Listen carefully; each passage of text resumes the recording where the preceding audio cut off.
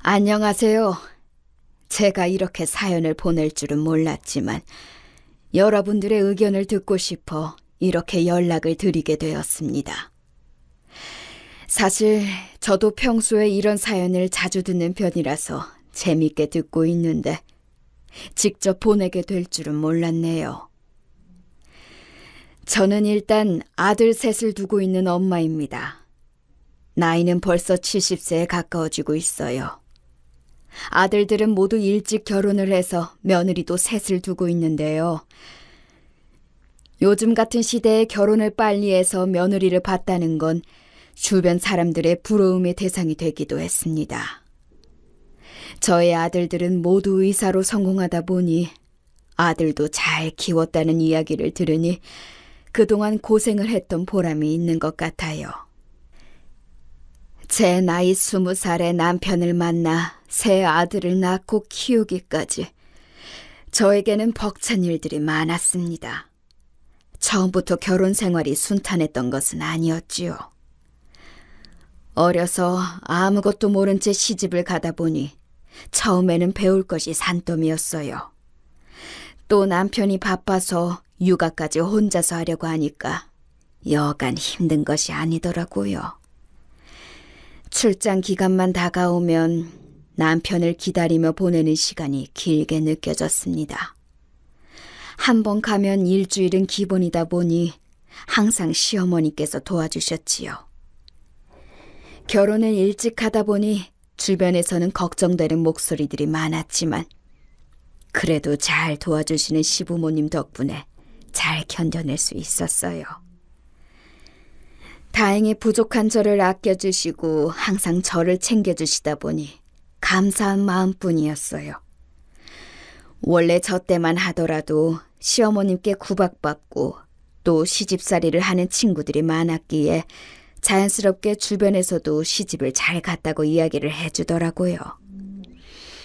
저는 결혼 생활을 행복하게 보낼 줄 알았습니다만 갑작스러운 사별로 인해 힘든 시간을 보낼 때도 있었어요. 남편은 평소 때와 같이 일을 나가고 저 또한 육아를 하면서 시간을 보내고 있었지요. 근데 갑자기 병원에서 연락이 오는 겁니다. 환자가 급한 상황이니 얼른 오는 것이 좋겠다고 말이죠. 당황스러웠지만 급하게 준비를 해서 가보니 사고로 누워있는 남편을 눈으로 마주하고 나서 그때의 감정은 다 표현을 못할 것 같아요. 어디 하나 성한 곳 없이 상처가 남아있고 수술을 하긴 했지만 더 이상 가망이 없었던 남편은 7일 만에 떠나게 되었어요. 애미야, 이게 무슨 일이냐? 내 아들, 하나뿐인 내 아들 어떡하니? 남은 이들은 어떻게 살라고 벌써 가니? 아이고. 어머니, 어떻게 하죠? 이제 너무 막막해요. 어떻게 살아가야죠? 핏덩이들을 생각해서라도 정신을 잘 차려야 한다. 힘들겠지만 우리 잘 이겨내보자꾸나. 아휴, 너도 얼마나 상심이 크니. 그래도 사고 이후에 너가 옆에서 잘 보살펴준 덕분에 아범이 더 버텼던 것 같다. 고생했다, 아가. 자식을 잃은 슬픔에 빠져 힘든 시간이셨을 어머님 역시 저에게 오히려 위로를 더해주셨지요. 빈손은 발걸음이 끊이질 않았고 장례식 이후 유품 정리와 남편이 남겨준 것들을 정리하면서 앞으로의 생계는 어떻게 유지를 해야 할지 고민이 많았습니다. 금전적으로 부유하진 않았지만 그동안 남편이 주는 생활비로 새 아들을 입고 먹이면서 키웠지요. 이제는 혼자서 감당해야 하는 부분인 만큼 낙심한 마음도 잠시 현실적으로 생각을 해보았습니다. 슬픔에 잠겨 아무것도 하지 않기에는 저를 바라보는 토끼 같은 눈망울의 아이들을 외면할 수 없었어요. 또 아이들이 갓난아기도 아니고 커갈수록 들어갈 돈이 산더미인지라 책임을 위해 제가 가장이 되었다는 생각을 하게 되었지요. 평생 제 옆에 있을 줄 알았던 배우자를 떠나보내고 난 뒤에는 남은 아들 셋을 키우기 위해 아등바등 살기 시작했어요. 저마저 떠난다면 피덩이 같은 아이들을 누가 걷어주겠어요. 그 이후로 안 해본 일이 없을 정도로 닥치는 대로 일을 했던 것 같아요. 또 시어머니와 시아버지께서도 잘 챙겨주셨기 때문에 저도 그동안 지장 없이 일을 했거든요. 시간이 지날수록 주변에서 재혼에 대한 이야기도 들려왔지만 제가 감정적으로 누군가와 만남을 가지고 다시 살아가는 것에 대한 부담이 있었기 때문에 좋은 상대가 있다고 해도 눈에 들어오지 않았어요. 한편으로는 일을 계속하다 보니 아이들을 못 챙긴 부분도 있어서 마음이 좋지는 않았어요.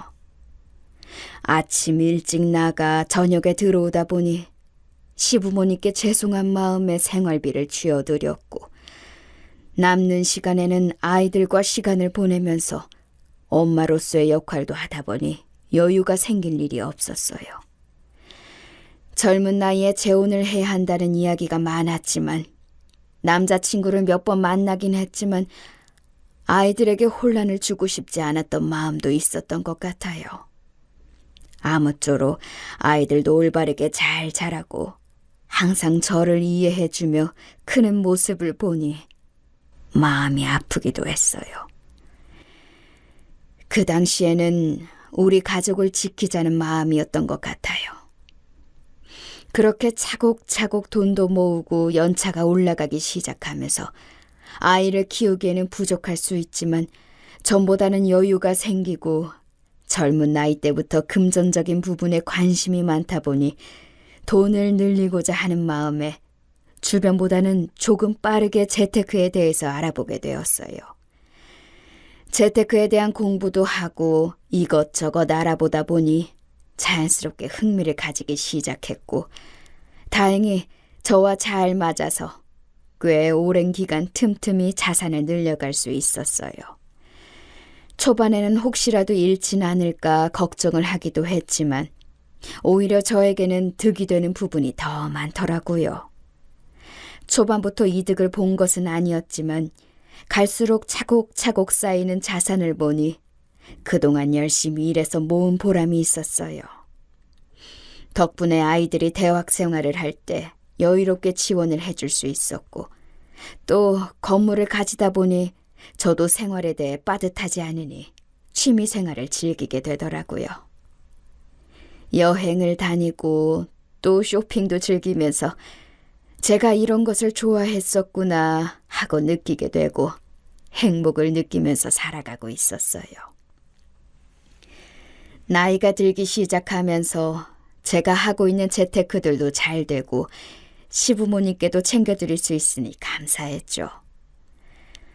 초반에 어려운 점도 있고 또 바쁘게 시간을 보내긴 했지만 1년 중 가장 제가 신경을 썼던 부분이 제사였어요. 남편 제사 그리고 시부모님이 돌아가신 이후 두 분의 제사까지 신경을 쓰고 있었어요. 남편이 외동으로 지냈던지라 이제는 시가에 남은 식구들이 남지 않아서 제가 따로 지내고 있었어요. 아무리 바빠도 제삿날이 다가오면 일정을 빼고 준비를 할 만큼 열심히 했는데 이것만큼은 아들들이 장가를 가더라도 꼭 지켜주었으면 하는 부분이 되었지요. 1년에 단 3번뿐이고 며느리들이 들어온다면 음식에 대해서는 스트레스를 줄 생각이 없었어요. 저도 며느리였으니까요. 집안일을 잘 하진 못했지만 그래도 시부모님이 잘 챙겨주셨던 그 기억으로 고생을 시키고 싶진 않지만 제사의 자리는 지켜주었으면 하는 마음이었어요. 여기에 어떤 분들은 결국 시집살이를 시키려는 건 아니냐라고 생각하실 수 있으나 저는 제사와 제 생일 이외에는 따로 왕래를 하면서 지낼 생각은 없었기에 이 정도는 며느리들이 도와주지 않을까 싶었어요. 아들들이 슬슬 나이가 찰 무렵 여자친구라며 소개를 시켜주는 첫째 아들을 보고 결혼에 대한 생각이 있다고 이야기를 해서 저도 자연스럽게 제사에 대해서 의견을 물어보았습니다. 미리 말을 해주는 게 예의이고 서로 맞춰가야 하는 부분이니까요. 그래, 몇 년 만났다고.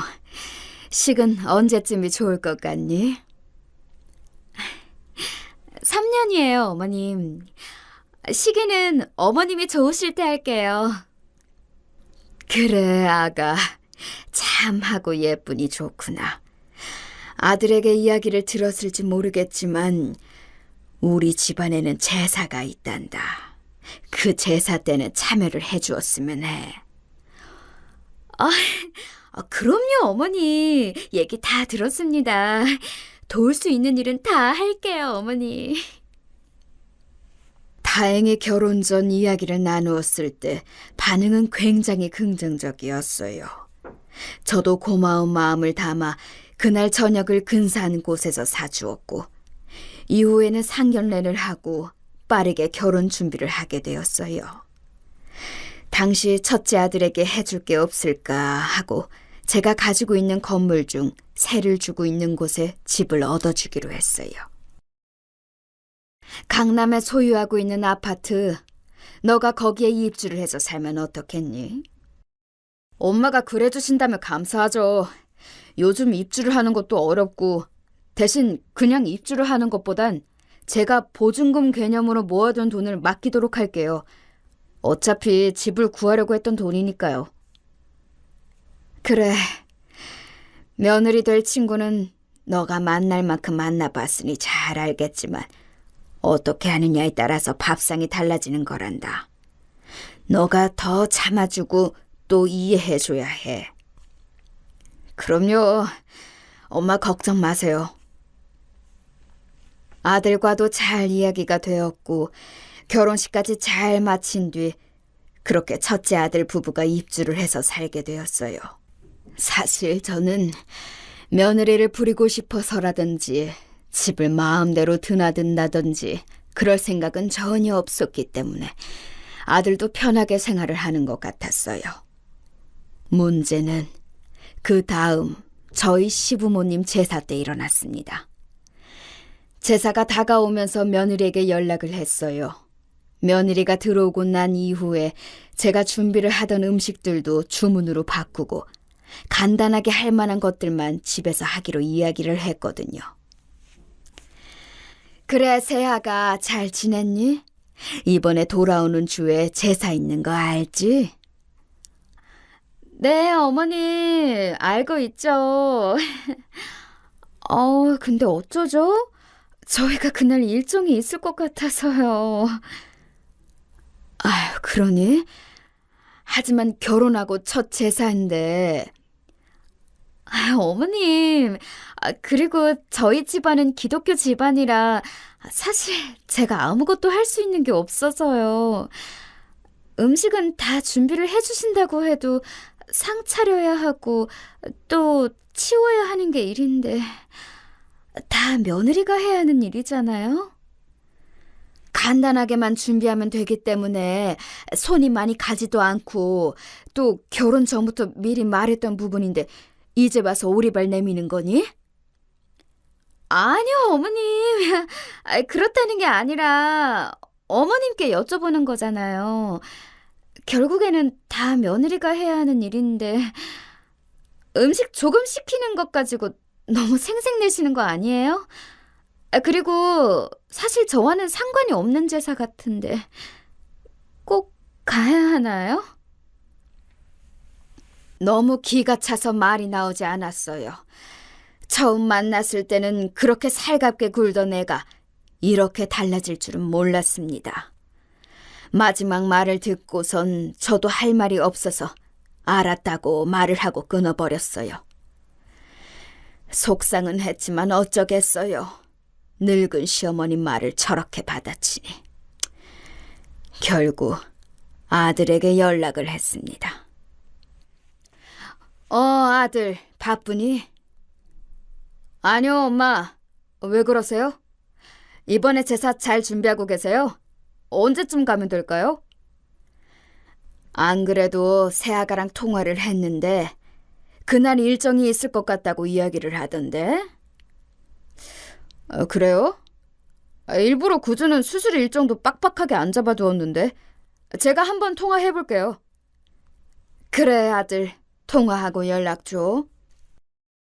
아들과 통화를 하면서 며느리가 이야기를 했던 부분은 일부러 말을 하지 않았어요. 혹시라도 싸우진 않을까 싶어 말을 아끼고 있었는데 얼마 지나지 않아 며느리에게 다시 연락이 왔습니다. 네, 어머니. 제가 그날 일정이 있는 줄 알았는데 착각했나 봐요. 그 이유와 전화했으니 당일날 가면 되는 거죠? 그래, 세아가. 날짜와 시간 미리 알려줄 테니 그때 보자꾸나. 네, 어머니. 일정에 착오가 있었다는 이야기. 지금 와서 생각해보면 어이가 없지만 저때 당시만 해도 정말 일정이 있는 줄 착각한 줄 알았어요. 그래서 별다른 문제가 없겠거니 하고 넘겼지만 진짜 폭탄은 제삿날 터지고 말았습니다. 당일 둘째와 셋째도 모여 같이 준비를 하고 있었고 첫째는 보이지 않았어요. 시간이 지나도 나타나지 않으니 답답한 마음에 연락을 해봤지만 전화도 받지 않더라고요. 혹시라도 무슨 일이 생긴 것은 아닌지 걱정이 되는 마음에 기다리기만 했는데 다행히 저희 앞에 모습을 비췄습니다. 아들만요. 아유, 아들. 무슨 일이 있는 줄 알았어. 전화는 왜 안 받니? 형수는 어디 두고 와? 혼자 왔어? 죄송해요. 엄마 많이 걱정하셨어요? 집사람이 오늘 몸이 좀 안 좋다고 해서 집에서 쉬라고 했어요. 간호해주다가 늦었네요. 아유, 몸이 안 좋으면 말을 하지. 괜찮다. 아들이라도 왔으니 마저 준비하고 제사 지내자꾸나. 결국 며느리는 나타나지 않았고 아프다는 말에 아들 손에 꿀과 홍삼을 사서 보냈어요. 하지만 그 이후에도 별다른 연락은 받지 못했고 며느리에 대한 섭섭함은 갈수록 커질 수밖에 없었는데요. 그 이후에도 제사할 때만 되면 혹시나 하는 마음에 연락을 돌려봐도 돌아오는 말은 똑같았습니다. 예, 첫째야. 이번에도 제사는 안 오는 거니? 맏며느리가 되어서 시아비 제사도 안 챙기고 그게 맞는 게야? 이번에는 꼭 오거라. 너에게 음식을 하라고 하니 무얼 하라고 하니? 요즘에는 음식 준비를 해주는 곳도 많아서 고생할 일이 없단다. 그냥 자리만 좀 지켜주면 안 되겠니? 어머님, 죄송해요. 이미 몇 달 전부터 예약이 되어 있는 여행이라 일정을 빼기가 어려워요. 아시잖아요. 그이가 너무 바쁘다 보니 항상 시기가 잘 안 맞는 것 같아요. 어쩌죠? 또 저희 집은 기독교라서 제가 가서 할 줄 아는 것도 없는데 오히려 짐만 되지 않을까요? 결국 그동안 참았던 울분을 다 터뜨렸는데도 속이 시원해지지 않더군요. 아무것도 할 줄 아는 것이 없으니 본인은 자리를 지킬 필요가 없다고 생각하는 것 같았어요. 게다가 여행까지 잡아두다니 아예 올 생각이 없었던 거죠. 결혼 후 제사만 잘 지켜달라고 이야기를 했는데 이후 아들을 불러 진지하게 이 문제에 대해 이야기를 해봤습니다. 아들, 나도 이해는 한다. 제사 지내는 거 쉽지 않지만 그래도 단 하루뿐이고 제사가 매달 있는 것도 아닌데 며느리는 시아버지 제사까지 마다하는 거니? 정말 너무하구나. 어머니, 죄송해요. 이상하게 집사람이 제사 시기만 되면 가고 싶은 곳이 있다고 이야기를 하고 저도 맞춤에 살다 보니 더 이야기를 하지 못했던 것 같아요. 다른 건 몰라도 아버지 제사는 꼭 챙기도록 할게요. 그래. 그날만은 꼭 지켜주었으면 좋겠구나. 아유, 다른 사람도 아니고 시아버지 제사를 하지 않는 며느리가 어디 있니? 집안이 기독교라고 해도 자리는 지켜줄 수 있는 거 아니겠니? 제가 잘 이야기해 볼게요, 엄마. 답답한 마음에 아들에게 이야기를 하고 이후 제사에는 며느리가 얼굴을 비추었어요. 심술 가득한 모습으로 오는 모습을 보니 기분이 상하긴 했지만 그래도 얼굴이라도 비추어주니 감사하기도 했습니다. 그 이후 남편 제사가 되면 자리를 비추긴 했지만 딱 시작할 때 와서 남편이 끝날 때까지는 소파에서 휴대전화를 보면서 시간을 보내는 모습을 보니 마음에 들진 않았지만 와준 것만으로도 고마웠죠. 하지만 그것도 잠시 얼마 뒤 저에게 연락을 해서 저녁을 먹자며 아들과 함께 집으로 찾아왔어요. 어머니, 그동안 제가 섭섭하게 굴어서 죄송했어요. 괜찮다. 이제라도 자리를 지켜주니 고맙구나. 우리가 앞으로 잘할게, 엄마. 집사람이 고의는 아니었는데 자꾸 상황이 그렇게 되니 힘들었다더라고. 오늘 이 자리에서 서운했던 거 다 풀자. 먼저 찾아와 이야기를 해주니 저도 자연스럽게 마음이 풀렸고 매년 찾아오는 제삿날이 되면 매번은 아니었지만 한 번씩 얼굴을 비추는 모습이 좋았어요. 그 이후로 손주도 생기고 둘째까지 결혼을 하게 되면서 자연스럽게 식구가 늘었어요. 둘째 아들이 결혼을 준비하겠다고 데려온 아가씨와도 밥을 먹으며 제사에 대한 이야기를 나누었는데 당차게 할 수 있다는 이야기를 하니 마음이 놓였습니다. 사실 제가 바라는 것은 그거 하나밖에 없었거든요.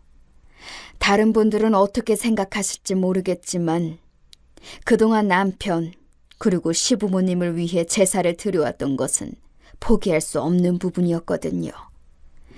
그래서 항상 아들들에게도 이야기를 했던 부분 중 하나가 제삿날은 꼭 챙기자는 것이었어요. 그렇기 때문에 결혼 전에 먼저 제사에 대한 이야기를 나누었던 것이고 아들들도 만나는 사람과 진지한 관계가 된다면 꼭 일러두라고 말을 했던 것이었죠. 저에게는 1년 중 가장 큰 집안 행사이기도 하고 또 가족들이 모여 시간을 보내는 것이 좋았어요. 아무리 여행을 다니고 편하게 지내도 가족들과 모여 보내는 시간이 저에게는 더 뜻깊더라고요. 첫째도 잘 찾아오겠다는 이야기를 하긴 했지만 시간이 지나면서 제삿날을 지키지 않는 것은 물론 갈수록 더 많은 핑계들이 생기기 시작했어요. 하지만 이건 첫째 며느리만 그런 것이 아니었습니다. 둘째가 결혼한 이후에 제삿날에 맞춰 연락을 하니 이상하게 첫째 때와 겹쳐지는 상황들이 생기기 시작했어요. 분명 제삿날이 다가올 때 미리 연락을 주었는데도 전화를 피하는 것은 물론 바쁘다고 이야기를 하니 늙은이가 어찌 더 이야기를 할 수 있겠어요. 이미 제 말은 힘이 빠진 지가 오래였어요. 둘째 아들에게도 이야기를 해보았지만 돌아오는 말은 더 황당했습니다. 첫째 아들이 챙겨야 하면 되지 않냐고 이야기를 하더군요.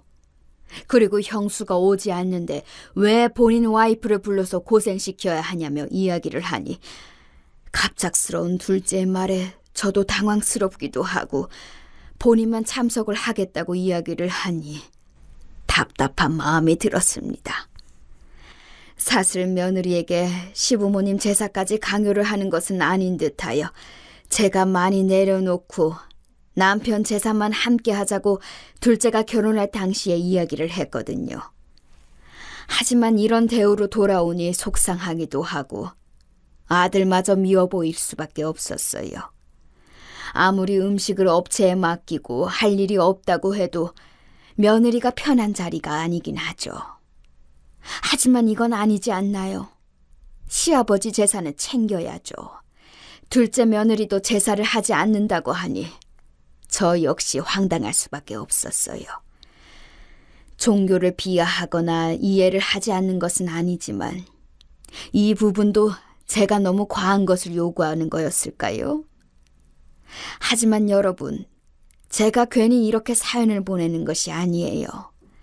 저도 5년이 넘는 시간 동안 며느리들에게 당한 부분이 있으니 차차 설명을 드리도록 할게요. 제사 관련해서는 사실 이미 첫째 때부터 겪는 갈등이 많아서 저도 마음이 크게 상하진 않았던 것 같아요. 단지 황당할 뿐. 제가 하던 대로 아들들과 자리를 지키는 것도 괜찮았죠. 하지만 며느리도 못 보고 떠난 남편에게 보여주고 싶었던 마음도 있었고, 시아버지 제사인데 자리를 안 지키는 며느리가 있을까 생각이 들었어요. 답답한 마음에 주변에 물어봐도 기독교라면 그럴 수 있겠다는 이야기가 들리니 제가 너무 과하게 요구를 한 것인가 싶었어요. 그렇게 몇 번을 더 며느리들과 갈등을 겪고 나니 나중에는 제삿날이 다가오면 먼저 여행을 간다고 연락을 해왔는데요. 그래서 셋째가 결혼한 이후 처음에는 크게 기대를 하고 있진 않았어요. 권유하고 싶지도 않았고 더 바라다가 저만 상처를 받는 꼴이었으니까요. 물론 결혼 전 제사에 대해서 언급을 하긴 했지만 무리하지 않아도 된다고 이야기를 하니 결혼 후에 꼬박꼬박 연락을 하는 것은 물론 제사에도 참여를 해주더라고요. 물론 그때도 첫째와 둘째는 오지 않았습니다. 아들들만 오고 손주를 데리고 여행을 가니 제사 때는 언제 봤는지 기억이 가물가물할 정도예요. 아무리 제사를 할 줄 모른다는 이유로 항상 자리를 피하니 아들들만 와서 죄인처럼 앉아있는 모습이 가슴 아팠습니다. 셋째 며느리는 혼자인데도 불구하고 제사 때 저희 집에 오면서 직접 음식을 해오기도 했어요. 말을 하지 않아도 스스로 하는 모습을 보니 정말 예뻐 보였습니다.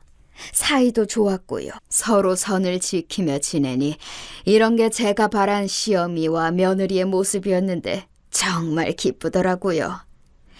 제삿날이 되면 연락이 먼저 오고 막내만 유독 달라 보이니 점점 눈이 갈 수밖에 없었고 또 그만큼 챙겨주게 되었어요.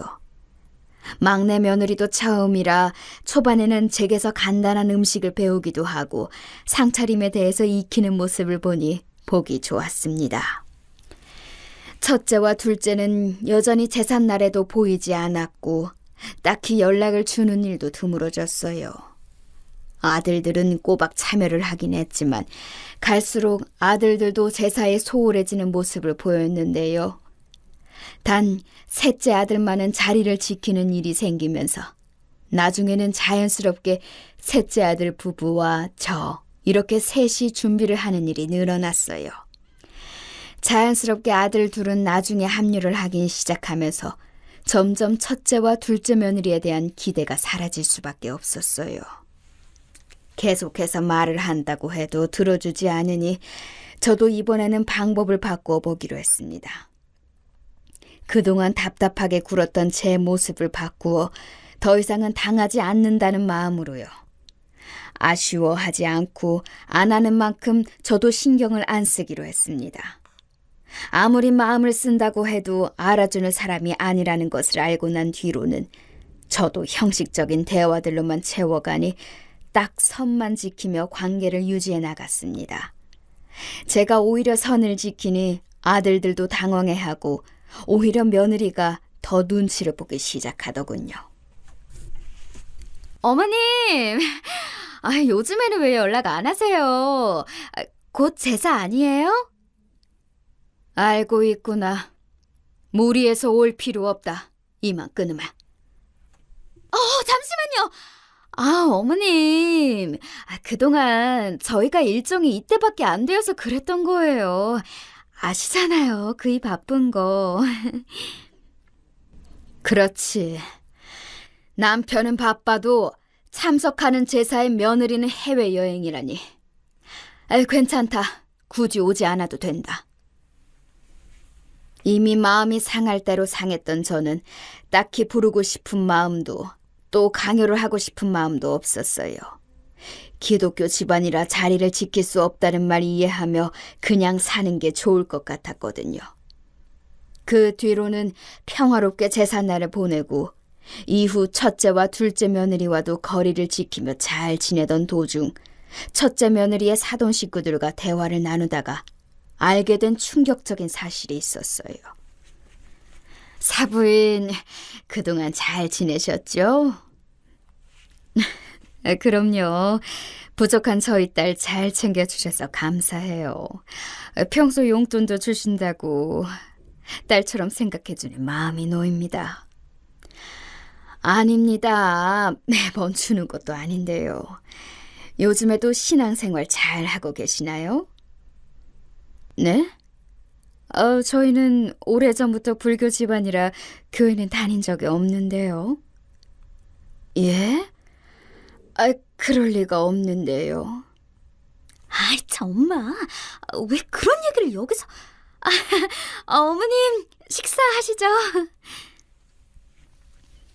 급하게 마무리를 하는 며느리를 보니 할 말을 잃었습니다.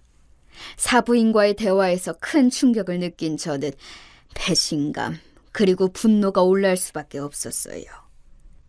그동안 기독교 집안이라며 제사를 할 줄도 모른다고 이야기를 했던 며느리는 본인의 집안 제사는 다 지내고 있었던 것인데요.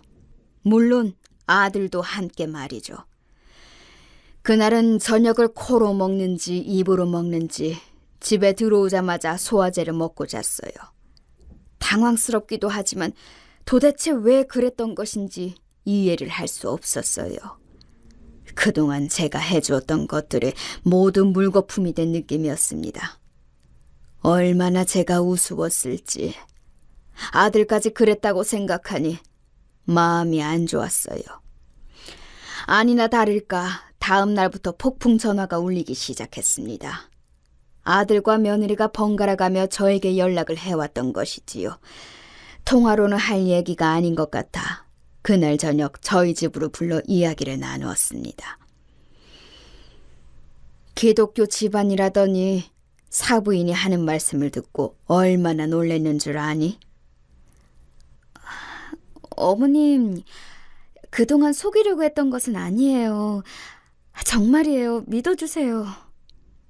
그래요. 엄마 일부러 그랬던 건 아니에요. 너는 아들이 돼가지고 아버지 제삿날에 꼬박꼬박 오더니 이제는 제사가 끝날 무렵이나 보이고 그게 말이 되는 거냐? 요즘 수술도 많고 많이 바빠서 그랬어요. 죄송해요, 엄마. 맞아요. 요즘 잘 쉬지도 못하고 항상 바쁘다 보니 그런 거예요. 또 제가 종교를 속이려고 했던 게 아니라 남편도 바쁘고 또... 됐다. 그동안 너희에게 해주었던 모든 것들이 후회가 되는구나. 부모의 제사도 지키지 않는 너희에게 뭘 해줄 이유는 이제 없다. 엄마, 그게 무슨 소리예요? 저희도 그동안 자리를 아예 안 지킨 것도 아니었고 솔직히 혼자서 준비하셔도 충분하잖아요. 저희가 그렇게 큰 잘못을 했나요? 한두번 참여 못한 것 가지고 이렇게까지 하실 일이에요? 맞아요, 어머님. 솔직히 서운해요. 집 명의도 저희 이름으로 해주신 거 아니고 전세로 해주신 거잖아요. 요즘 의사 집안에 집을 안 해오는 사람 없어요. 솔직히 그동안 이야기 안 하려고 했는데 적어도 집은 해주시고 제사를 시키던 뭘 하든 하셔야 하는 거 아니에요? 며느리의 말에 기가 찼습니다. 그동안 제가 해준 것들은 까마득히 잊은 것 같았죠. 집 이야기가 나와서 말을 하는 것이지만 저는 그때 보증금 개념으로 시세보다 낮은 금액으로 입주를 시켜준 것이기 때문에 당시 아들이 모은 돈으로는 전셋집 구하기도 어려운 상황이었어요. 그래서 도와주고 자리를 잡아갈 때까지 용돈을 주기도 했지요. 지금이야 아들이 잘 되어서 자리도 잡고 개원을 하면서 받는 입장이 되었지만 솔직히 저는 그 돈이 없어도 생활하는 데는 문제가 없기 때문에 아쉬울 건 없었어요. 이후 첫째 아들 부부가 돌아갔고 저는 더 이상 제사에 대해서 첫째와 둘째에게 맡길 생각이 없었어요. 둘째 며느리도 결국에는 그 자리를 지키고 싶지 않아서 피하는 것이었으니까요. 결국 제가 아무리 잘 해주고 노력한다고 한들 달라지는 건 없을 것 같았어요. 하지만 아들들 중에서 가장 헌신하고 저를 도와주는 셋째와 막내 며느리는 달랐던 만큼 제가 보답을 해주어야겠다는 생각이 들더라고요. 문득 고마운 마음이 들기도 하고, 사실 첫째 아들에게 주기로 했었던 건물을 셋째에게 주는 게 낫겠다는 생각이 들어 이번 기회에 맡기기로 했어요. 제가 그동안 제사를 지내오면서 새 아들들을 두고 앞으로 제 남은 유산들을 어떻게 정리를 하면 좋을지 고민을 해왔어요. 제사를 가져가는 집에는 이만큼은 해줘야겠다는 생각을 가지고 있었기 때문에 자연스럽게 셋째 쪽으로 마음이 기울었습니다. 말이 되나요? 제사를 하기 싫다는 이유로 종교를 속이고 또 아들까지 저렇게 달라질 줄은 몰랐어요. 그리고 첫째 아들에게는 실망한 만큼 제가 그동안 해줬던 부분에 대해 다시 되돌려 받기로 했습니다. 너희가 결혼할 당시에 있었던 집은 세를 준 것이기 때문에 이번 연도에는 정리를 해주었으면 한다. 이제 하나씩 건물을 처분할 생각이야. 엄마, 갑자기 그게 무슨 소리예요? 우리는 어디로 가라고요? 손주들도 있는데 정말 너무하신 거 아니에요? 그 제사가 뭐라고 이렇게까지 하시는 거냐고요? 하나뿐인 너희 아버지를 기리는 날인데 그 하루도 시간을 내지 못하는 게 아들이니?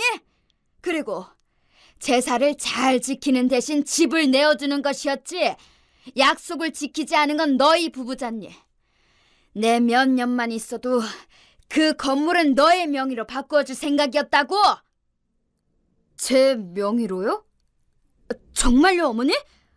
지금 그 집 시세만 해도... 그럼 그냥 제사 저희에게 맡기세요. 저희가 할게요, 어머니. 그동안 제가 바빠서 잘못 갔던 거 아시잖아요. 그 전에는 저도 꼬박꼬박 참석했는데 이제 와서 마음을 바꾸시면 어떡해요. 그동안 마음 상하신 거 다 알죠. 하지만 저 처자식도 있는 거 아시잖아요. 너가 와서 거두는 게 뭐 하나라도 제대로 된 게 있다면 말해봐라. 다 업체에서 준비한다고 해도 제 시간에 와서 거들어주는 날이 있었는지 초반에 잘 챙겼던 거 알고 있지. 하지만 그것도 집을 받기 위해서 챙기려는 거 내가 모를 줄 알았니? 그 집 유지하고 싶으면 시세에 맞춰서 전세금을 더 주던가 아니면 이사해라. 그동안에 당한 부분이 있으니 저는 그동안 쌓아왔던 울분을 터뜨리기 시작했어요. 사실 아들에게 저렇게까지 말할 일은 아니었지만 참을 수 없더라고요. 남편이 이 모습을 본다면 속상해할 수 있겠지만 아들 도리도 못하는 녀석에게 더 이상 베푸는 건 없었습니다. 여러분들이 보기에도 제가 나쁜 시어머니, 엄마인가요? 첫째 아들과의 이야기가 끝난 이후에는 며느리에게 전화가 오기 시작했습니다. 결과는 뻔했죠. 아들이 다 얘기를 했는지 문자로도 계속 연락이 오더라고요. 첫째에 이어 둘째까지 연달아 연락이 오는데 둘째는 뭐가 찔렸는지 전화를 받자마자 이번 제사 때에는 꼭 참여를 하겠다고 이야기를 하더라고요. 엄마, 많이 화나셨어요? 이번에 형한테 이야기 들었는데 엄마가 화가 많이 나셨다면서요. 저희는 저라도 제삿날에 잘 챙겼는데 올해부터는 와이프도 같이 가자고 이야기를 해볼게요. 그럴 필요 없다. 아들 도리 안 하겠다고 하는데 내가 굳이 하라고 부추길 생각은 없고 앞으로 제사에 대해서 어떻게 할지는 다 같이 모여 의논해보도록 하자꾸나. 그때 다시 이야기하자. 짧은 전화통화를 하고 난 뒤에는 셋째에게 연락을 해서 잠시 집으로 오라고 이야기를 했어요. 건물에 대한 이야기를 하기 위해서 미리 준비를 해둔 서류를 보며 제가 하는 선택이 맞을 거라고 생각했어요. 왜냐하면 첫째와 둘째를 보고 느꼈거든요. 아들 셋을 키우면서 그동안 잘 키운다고 생각했지만 씁쓸하긴 해도 아닌 건 아니라는 것을 보여주어야 했기 때문에 셋째에게 건물을 주기로 생각한 것도 있었어요. 셋째가 저희 집을 찾아온 날 손에 바리바리 무얼 싸들고 온 것을 보니 첫째와 둘째 때문에 상했던 기분이 사그라들었어요. 오자마자 저에게 무슨 일이 있냐며 형들이 엄마에게 들은 이야기 없냐면서 연락을 해왔다더라고요. 별일은 아니고 그동안 첫째 며느리가 기독교 집안인 줄 알았는데 거긴 불교 집안이라더라. 또 제사를 절에 가서 드린다고 하는데 내가 참을 수가 있어야 말이지. 너는 이해가 되니? 그런 일이 있었어요? 그건 형수가 잘못한 일이네요. 엄마가 마음이 많이 상하셨겠어요.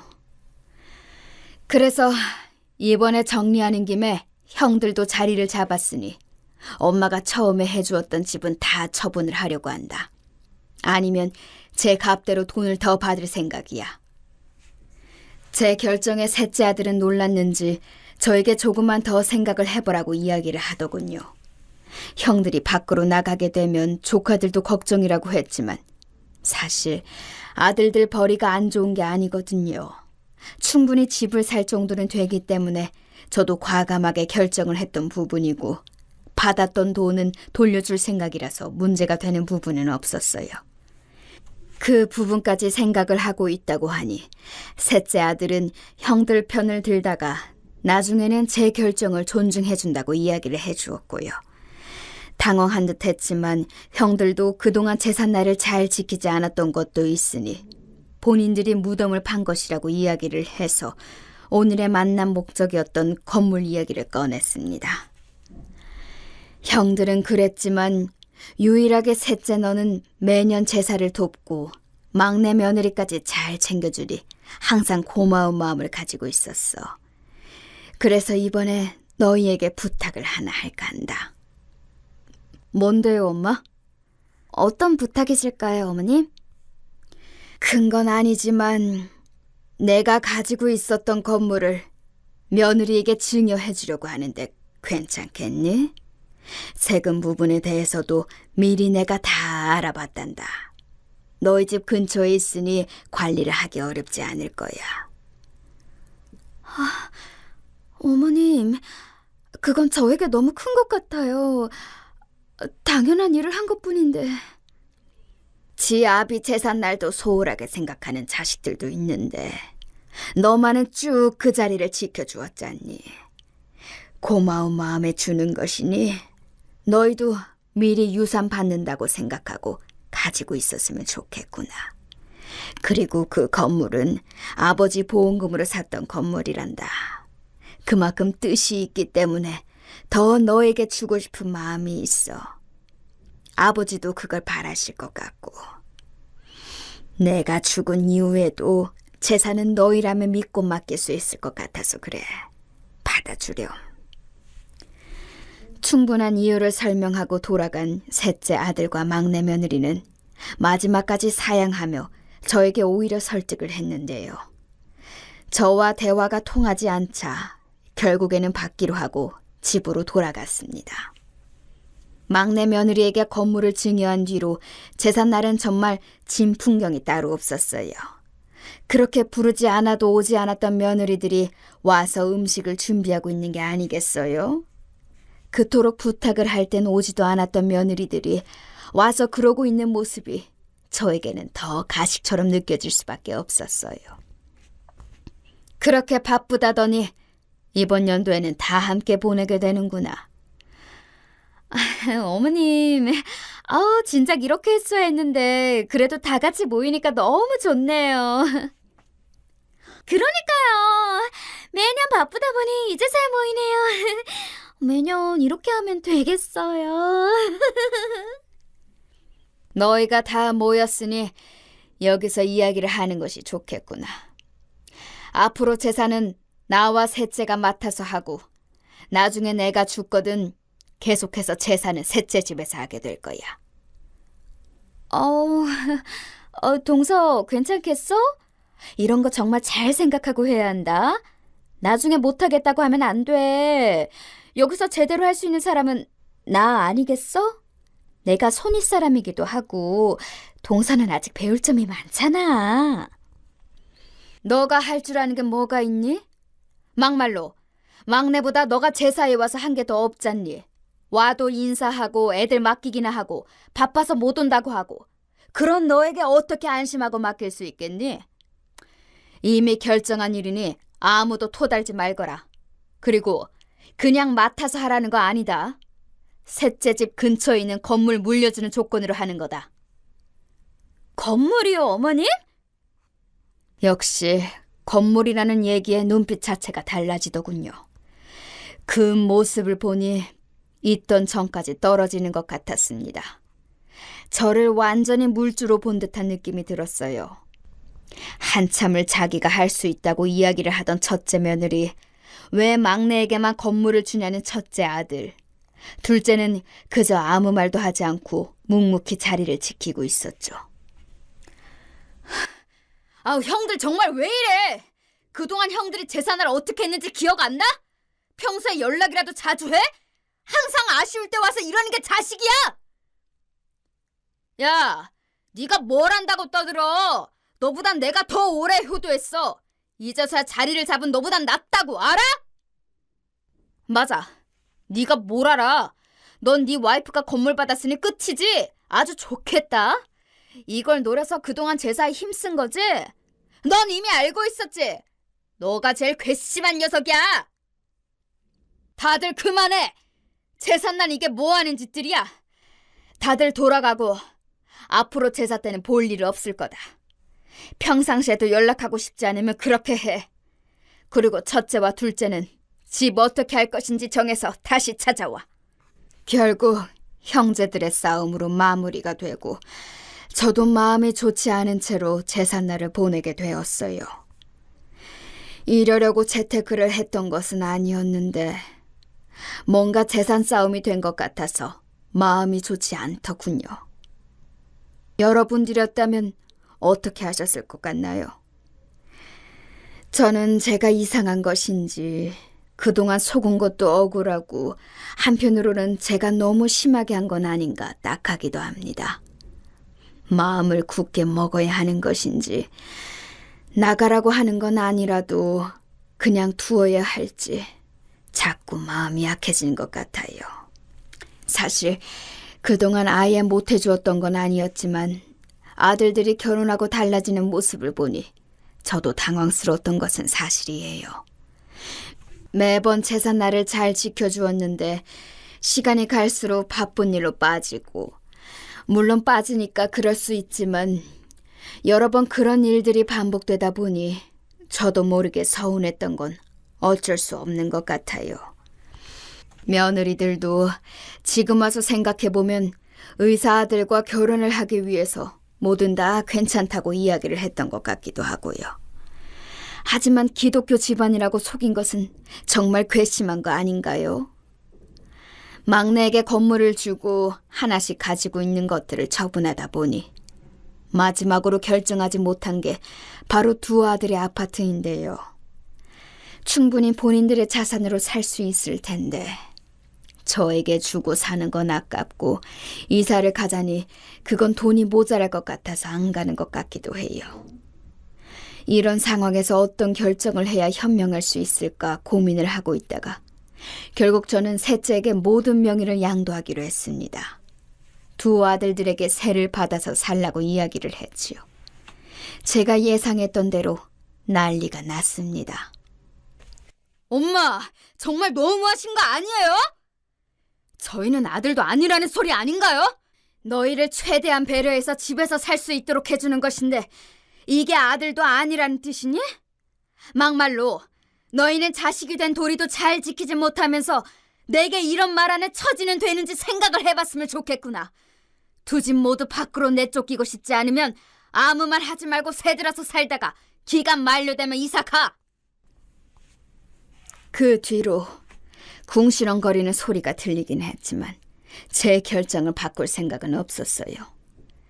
이후에는 며느리들이 번갈아 가면서 전화가 오다 보니 머리가 아파 그날은 두통약까지 먹었네요.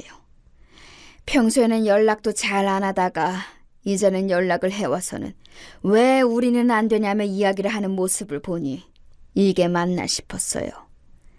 제가 이런 결정을 하는 것이 잘못된 길일까요? 물론 건물을 제외한 유산들은 새 아들에게 똑같이 배분을 하려고 합니다. 앞으로 제가 얼마나 살지 모르겠지만 그래도 살아있는 동안에는 아들들에게 동일하게 챙겨주고 싶었어요. 막상 이런 일이 생기니 당황스럽기도 하고 한편으로는 마음이 좋지 않더라고요. 물론 이렇게 생각하실 수 있어요. 그 제사가 뭐라고 이렇게까지 하는지. 남편을 일찍 여의고 나서 제가 늘 지켜왔던 부분이기도 하고 시부모님 제사는 혼자 지내고 있기 때문에 초반에는 제가 과하게 생각했던 건 맞지만 지금은 아니거든요. 시아버지 제사는 지내야죠. 게다가 종교까지 속이며 본인 집안 행사는 다 챙겼는데 이 부분에 대해서 여러분들도 공감해 주실 거라고 생각하는데요. 사실 저는 저희 시부모님처럼 아이들에게 잘해주고 싶은 마음이 더 컸어요.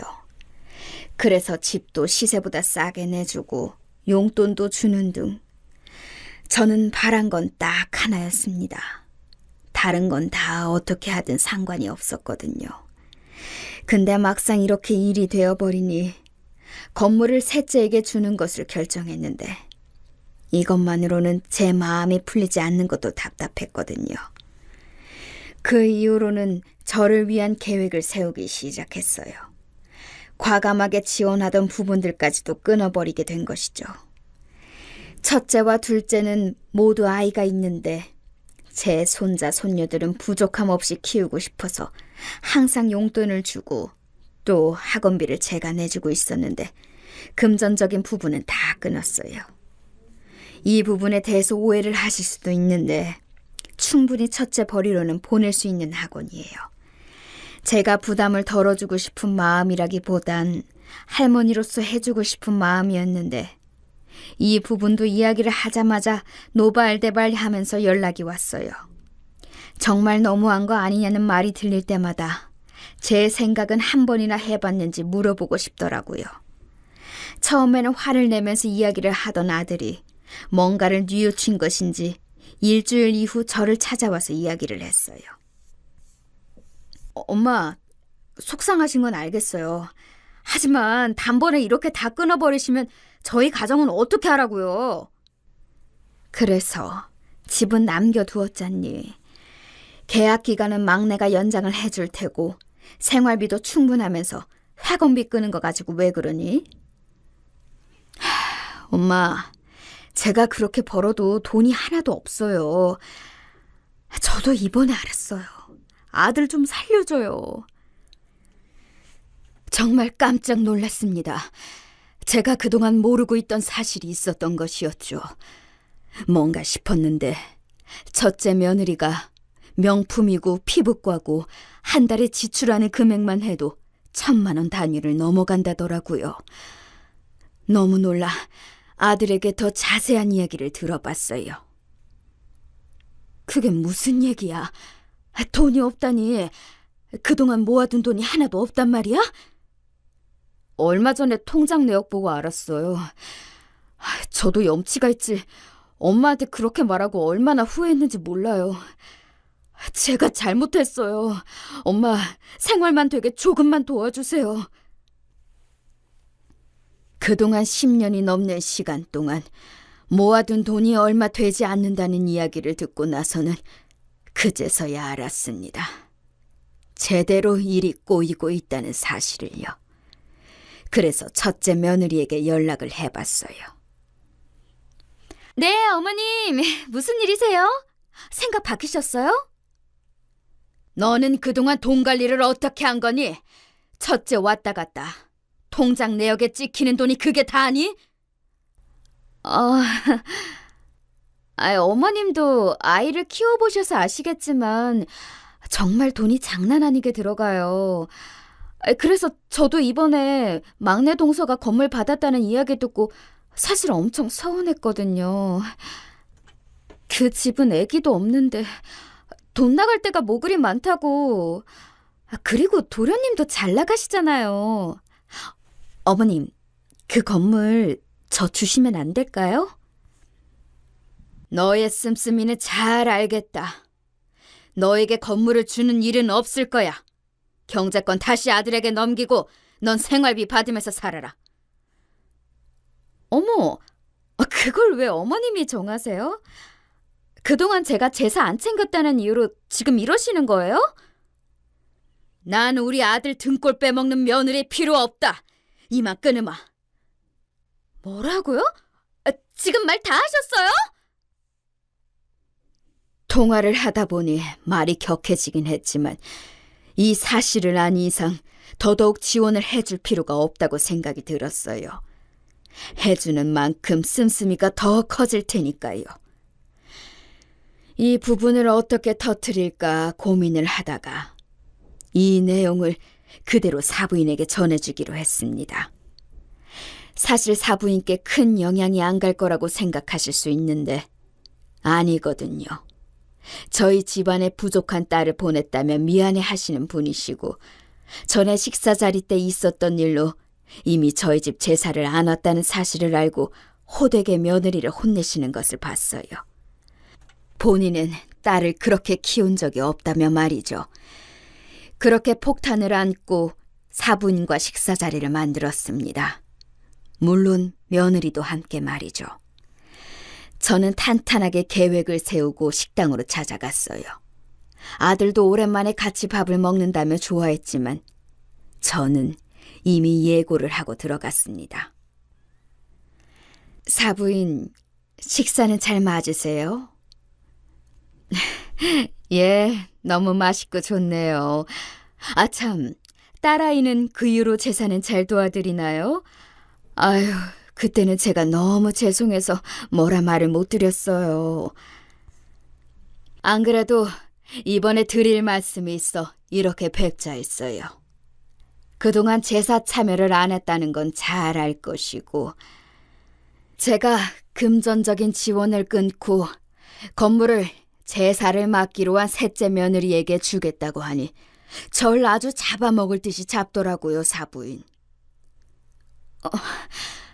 너 이 말이 사실이야? 건물은 너도 있으면서 왜 탐을 내니? 그리고 시어머니한테 말버릇이 그게 뭐야? 앞으로 사고 치면 가지고 있는 건물도 다 가져간다고 말했을 텐데 못 알아들었니? 결국 사부인께도 이 사태에 대해 말씀을 드렸고 또 건물이 있었다는 사실을 처음 알았던 아들은 그럼 그동안 쓴 돈은 어떻게 된 거냐며 난장판이 되더군요. 이후 아들은 진지하게 이혼까지 생각을 할 정도로 힘들어했는데요. 아무래도 씀씀이 때문에도 그동안 부딪히는 부분이 많았다고 해요. 다행히 생활비를 받는 것으로 끝나고 사부인이 주었던 건물도 처분을 해버렸다고 하네요.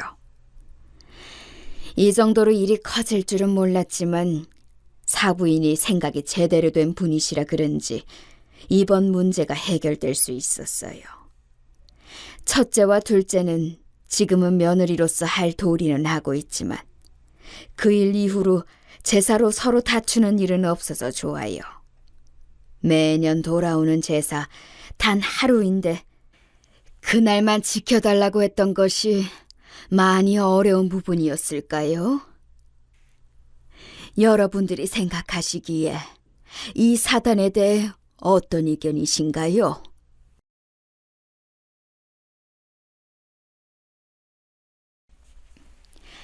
안녕하세요. 저는 현재 40대 주부로서 꽤 힘든 갈림길에 서 있는 사람이에요. 애 하나 낳아서 겨우 키우고 있는데 참 결혼 생활이란 게 너무 어렵네요.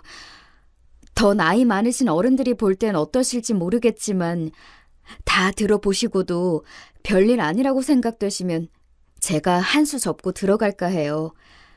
하지만 아마 어느 세대가 봐도 이건 네 마음대로 하라고 말하지 않을까 싶은데요. 하여간 이 모든 얘기를 하기 위해서는 우리 시숙, 그러니까 아주버님에 대한 얘기부터 시작할 수밖에 없겠네요.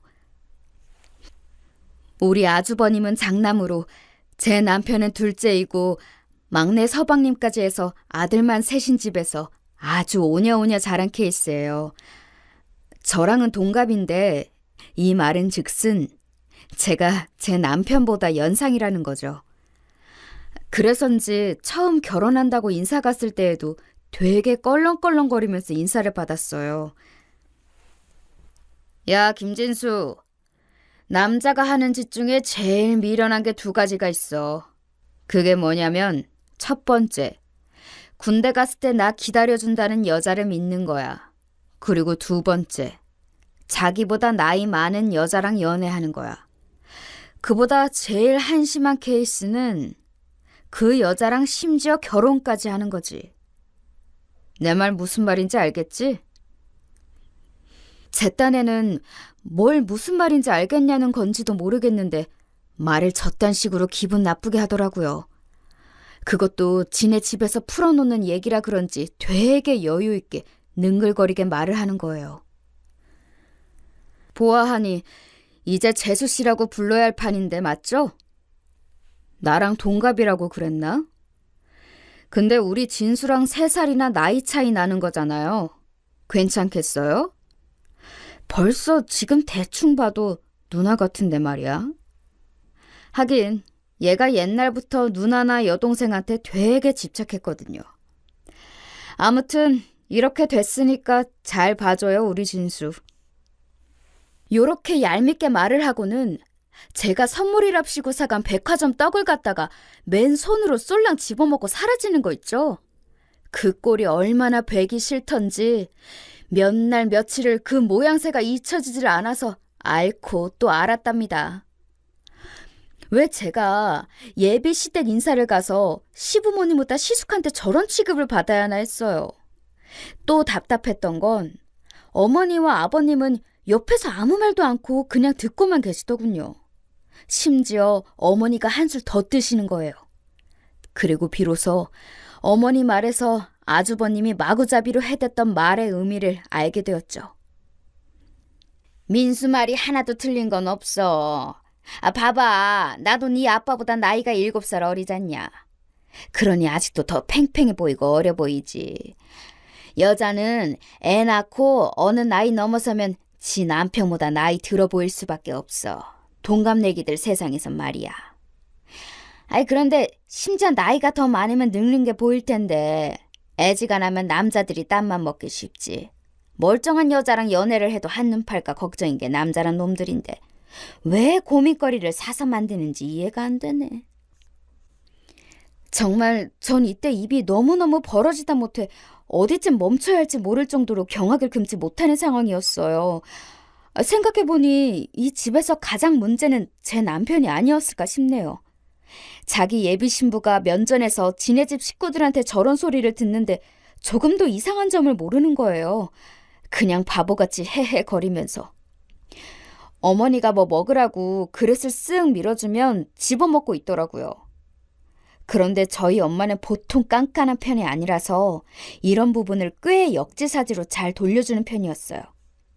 심지어 상견례 때에는 아주버님과 우리 엄마 간에 팽팽한 기싸움이 생기면서 어머니가 도중에 말릴 정도였답니다. 아이, 사돈어른, 우리 민수가 딱히 나쁜 뜻으로 한 말이 아닌데 너무 그렇게 정색을 하시는구랴. 초면인데 다들 좋게 좋게 알아가자고 만난 거 아니에요? 그럼 좀 어른스럽게 넘어가자고요, 네? 사실 우리 엄마도 초면이고 상견례 자리인데 막 쏴붙일 생각은 없었겠죠. 하지만 아주버님이 보통 매너 없이 군 게 아니었거든요. 엄마도 꽤나 저희 남편을 마음에 안 들어하는 상황이었기 때문에 가리지 않고 할 말을 했어요. 어디 결혼 엎어질 거면 엎어져 봐라 하는 각오도 있었다네요. 어머 사돈, 왜 그렇게 서운하게 말씀을 하세요? 제가 아무런 이유도 없이 가만히 있다가 정색한 건 아니잖아요. 그대 큰 아드님이, 그러니까 우리 예진이 아주버님께서 말을 너무 거르지 않고 하시는 거 아니에요? 예진이 나이 먹는데 뭐 보태주신 게 있다고 자꾸 나이 많은 재수씨 얻었다고 언급을 하시냐고요. 여기가 본인 재수씨 될 사람이랑 본인 가족들만 있는 자리예요? 아니잖아요. 그 재수 씨 낳아주고 길러준 부모들과 가족들이 있는 사이에서 면전에 그러는 게 아니죠. 그리고 이런 식으로 나이 짚어가며 얘기한다면 저도 할 얘기가 많은데 한번 저부터 물꼬를 터볼까요, 사돈? 엄마는 이때 눈이 아주 이글이글해서 장난이 아니었어요. 우리 오빠도 작작하라며 엄마를 말리고 있었지만 오빠도 썩 기분이 좋진 않아 보이더군요. 하여간 엄마가 이렇게 세게 나올 줄 몰랐던지 아주버님은 그나마 주변 눈치를 보기 시작했어요. 제가 뭐 재수 씨나 어르신들 기분 나쁘시라고 그런 건 아니고요. 단지 우리 진수랑 그냥 나이 차이가 난다. 그 정도만 얘기한 거예요. 엄마는 이때 완전히 쐐기를 박아버려야겠다고 생각했는지 멈추지 않고 곧장 이어서 말을 했어요. 그런 얘기는 혼자 생각하시고 앞으로 이런 자리에서, 아니 가족들 앞에서나 우리 예진이 앞에서라도 말씀 마세요. 동생네 부부 결혼하겠다고 어른들 다 초청해서 모시는 자리에 흠을 잡는 투로 말하면 안 되죠. 내가 가만히 있었으면 계속 얘기했을 거 아니에요? 어디 몇 번이나 나이 많은 재수씨 얘기하나 내가 아주 속으로 세봤어. 무려 9번이나 얘기했어요. 9번! 10번 채우기 전에 내가 얘기한 거라고 지금. 점점 흥분하며 목소리 높아지는 엄마를 보며 참 어이없게도 우리 시부모님이나 막내 도련님은 되게 불쾌하던 표정을 짓더라고요. 면전에서 자기네 그 죽고 못 사는 장남 너무 오냐오냐 키워놔서 저렇게 똥오줌도 못 가리는 장남 야단을 치고 있으니 기분이 나빴겠죠. 엄마는 거기서 집 갖고 또 뭐라고 얘기를 했다지만 그쯤에서 아빠가 제재를 하는 바람에 어색하게 식사도 끝나고 자리를 마무리하게 되었어요. 이후로 결혼식을 올리고 아기를 낳아 돌잔치를 할 때까지 서로 얼굴을 마주할 일은 없었답니다. 엄마도 우리 어머니도 아주 기를 쓰고 서로 안 보겠다고 난리였어요. 어머니도 저한테 아주 대놓고 뭐라 하시더군요. 아니, 사람을 앞에 앉혀놓고 그렇게 무한하게 남의 집 아들을 야단치는 게 어딨어? 자기 딸만 귀하냐고. 예진이 너 똑바로 알아둬야 해. 우리 민수 말이야 아주 귀한 애라고. 애가 안 들어서 내가 그렇게 빌고 빌며 얻어낸 귀한 아들이란 말이야. 얘가 태어난 게 얼마나 복인지 알아? 얘 때문에 뒤이어 내가, 아니 이 김씨 집안이 줄줄이 아들들을 주렁주렁 얻은 거야. 네 남편 진수며 막내 윤수까지 말이야. 어떻게 그렇게 남의 집 자식을 갖다가 생무시를 하는 말을 해? 하여간 어머니는 이런 식으로 감정의 골이 깊어서 모든 근원지는 본인 아들에게 있었다는 걸 정말 눈꼽만큼도 생각하고 싶어 하지 않았어요. 오죽 귀한 아들이었으니까 말이에요. 사실 결혼 전에도 이처럼 일들이 많았는데 뒤로 갈수록 점점 더 심해진다는 건 당연한 수준이 아닌가 싶어요. 결혼 생활 몇 년 하고 나니 이제 알겠더라고요. 왜 어른들이 탐탁지 않아 하고 말리는 결혼은 하면 안 되는지 말이에요. 이때 약간 사연이 있는데 이 부분은 저도 너무 창피해서 저희 엄마한테도 아주 뒤늦게 털어놓게 된 얘기예요. 다름 아니라 당시에 우리 아주버님은 만나는 여자 하나 없이 혼자였거든요. 그런데 세상에, 전 안 그래도 분주했던 제 결혼식 이후 그런 얘기를 듣게 될 줄 몰랐어요. 신혼여행까지 다녀온 뒤에 어머니를 통해서 듣게 된 얘기였답니다. 예진아, 다른 게 아니고 저기 그때 결혼식 때 말이야. 네 하계 쪽 친구들? 그쪽에 괜찮은 아가씨가 있었던 것 같더라. 그 뭐야, 너 가방순인가 뭔가 해준다고 따라다닌다는 친구 있었잖아. 나한테 인사도 깍듯하게 하던 그 아가씨 말이야. 저는 새삼 제 친구를 왜 물어보나 싶으셨어요. 뭘 맡기신 것도 아니고 그날 몇 번 얘기만 나눴을 텐데 왜 제 지인에게 관심을 갖나 했죠. 그런데 뒤에 따라온 얘기는 정말 조금의 상상도 감히 해보지 않았던 내용이었답니다. 네? 제 친구를 아주버님께 소개해달라고요? 걔를 왜요, 어머니? 어머니가 이렇게 당당하게 요청해온 제 친구라는 애를 말해보자면 솔직히 같은 여자가 봐도 늘씬하고 키도 크고 예쁜 애이긴 했어요. 근데 그런 애를 왜 우리 아주버님 같은 인간에게 소개시켜달라는 건지. 키만 크고 허우대만 멀쩡한 사람이고 정말 쥐뿔도 없거든요. 직장도 변변치 않고 사업한다면서 무슨 이상한 아이템만 주구장창 늘어놓고 말이에요. 어디서 여자 보는 눈은 귀신같이 있어가지고 냉큼 음흉하게 저렇게 뒤에서 자기 엄마를 시켜먹나 싶었어요. 전 여러모로 어이가 없어서 절대로 가르쳐주지 않겠다고 맘먹고 있었는데 어머니가 크게 한 방을 날리시더라고요. 네가 연락해보고 그러지 않아도 돼. 젊은 사람들끼리 그냥 서로 알아보게 해주면 되니까 연락처만 나한테 보내줘라. 응? 아니, 그날 그렇게 같이 따라다닌 친구인데 전화번호를 왜 몰라?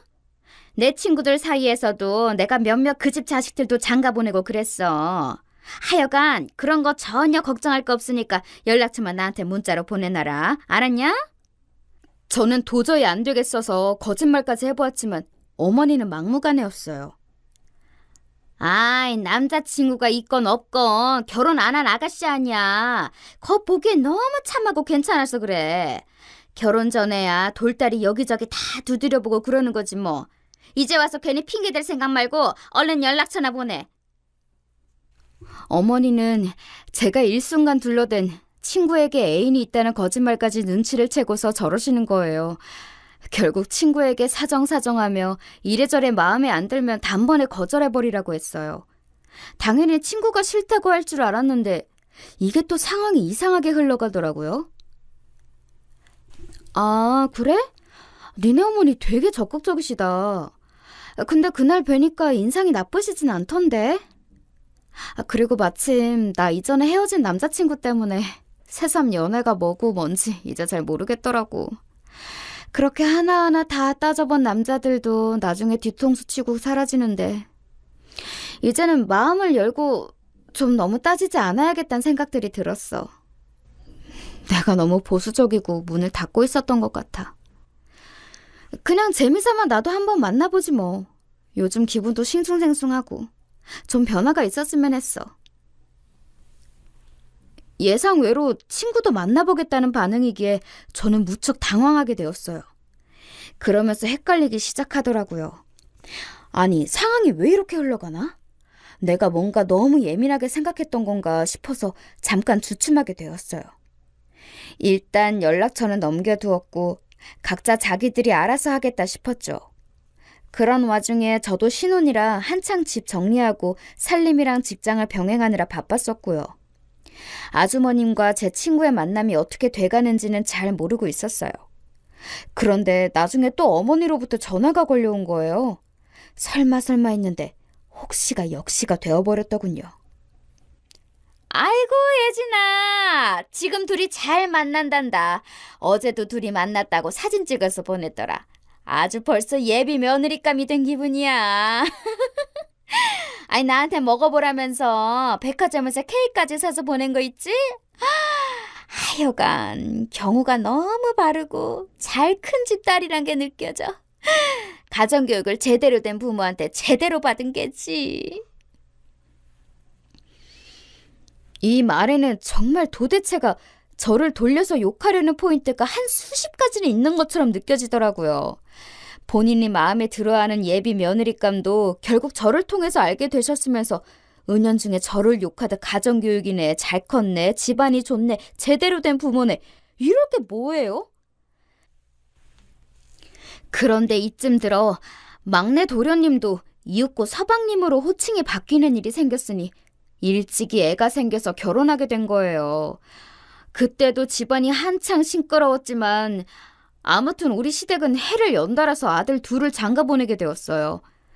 어머니는 장남이 제일 먼저 애를 봤어야 하는데 막내가 봤다며 그것도 준비도 안 된 상태에서 자기 아들을 처가로 끌고 갔다며 불만이 많으셨어요.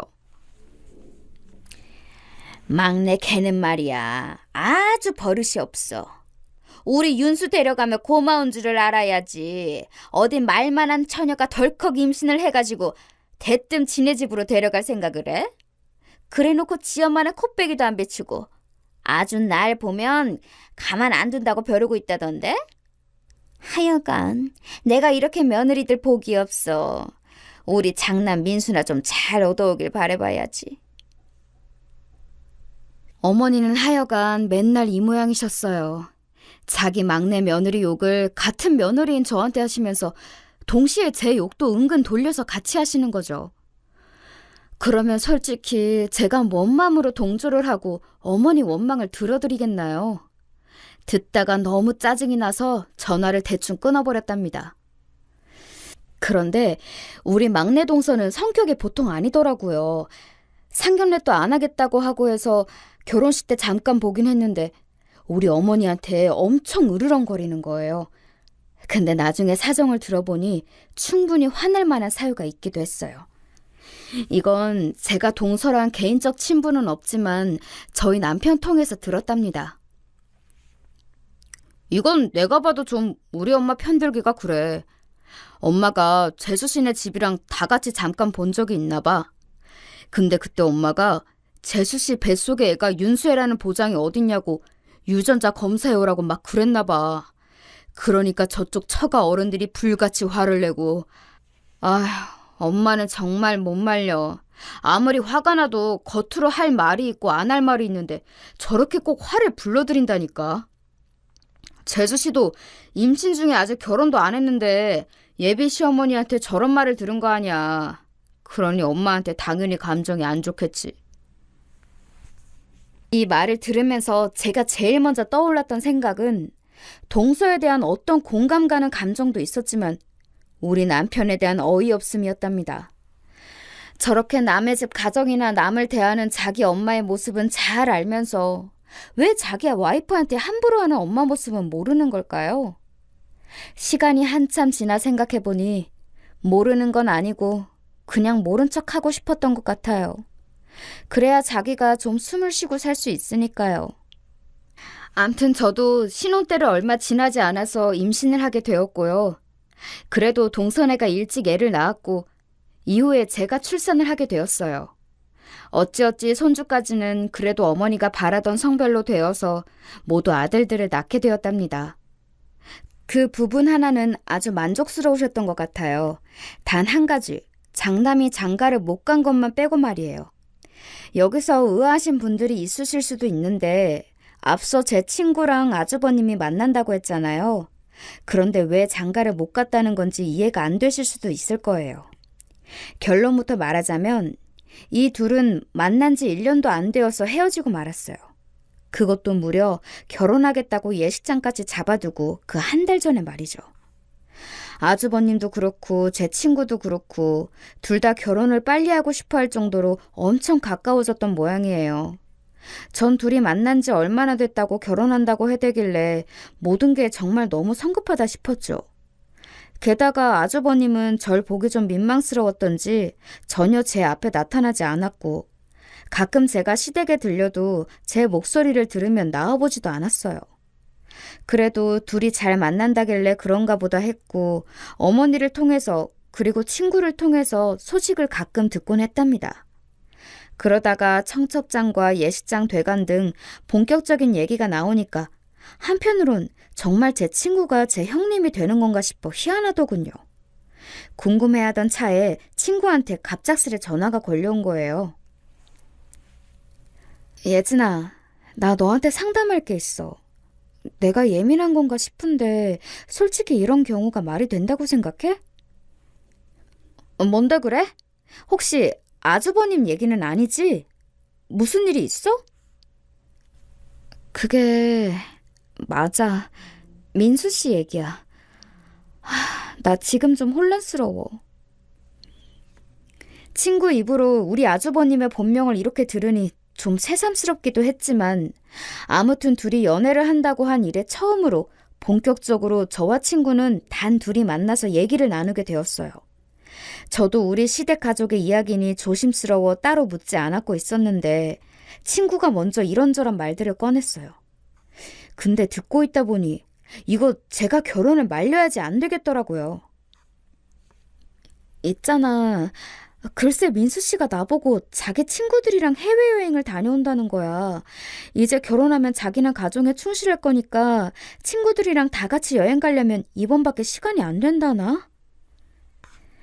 사실 이 말을 들으면서부터 어째 안 좋은 예감이 들려오긴 했지만 참고 들어보았답니다.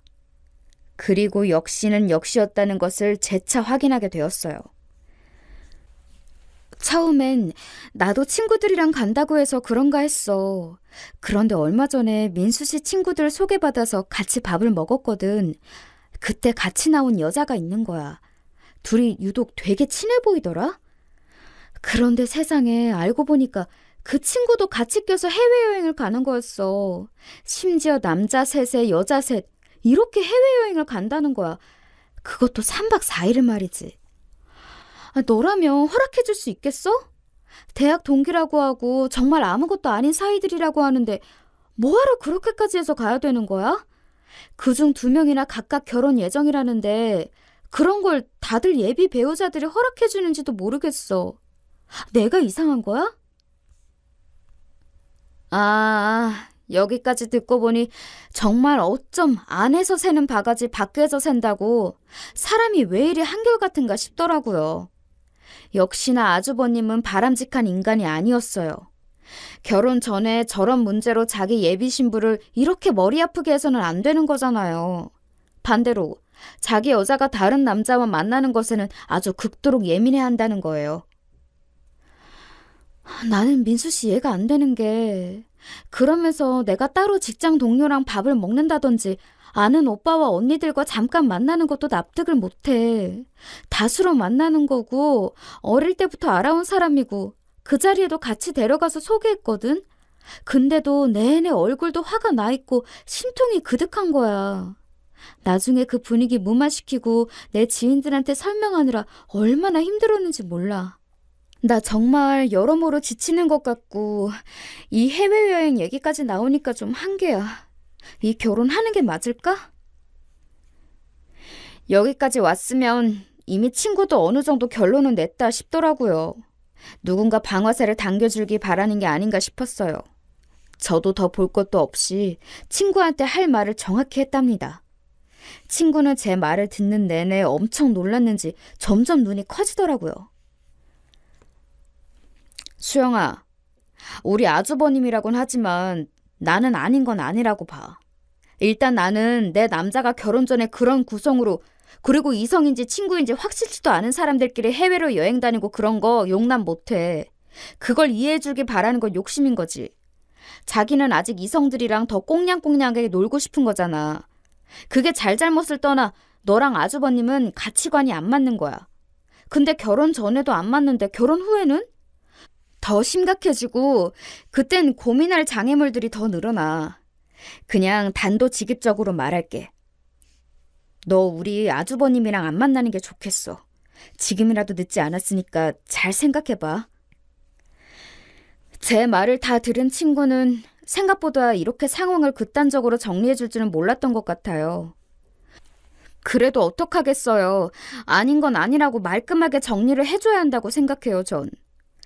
둘이 만나게 하는 것까진 못 말렸지만 결혼은 정말 엄연히 제 책임이 있다고 생각하거든요. 친구는 그 자리에서 바로 답하진 않았지만 좀 더 생각해 보겠다며 말끝을 흐렸고요. 시간이 지나서 이 또한 저희 어머니를 통해서 결과를 듣게 되었답니다. 전화를 받자마자 어머니는 아주 주구장창 소리를 질러대시더라고요. 아무튼 이놈의 전화가 문제였어요. 제가 너무 고분고분 받아들였단 말이죠. 야, 네 친구 걔는 왜 그 모양이냐? 아주 경우가 없어. 아주 싸가지가 없다고. 결혼하겠다고 일을 이렇게 벌려놓고 갑자기 결혼을 못해? 약 올리면서 깍꿍하는 것도 아니고 이게 뭐야? 청첩장도 다 찍어둘 예정이었고 얼마 전엔 집안 친척들까지 다 돌면서 인사드리더니 이게 못하는 짓거리냐고.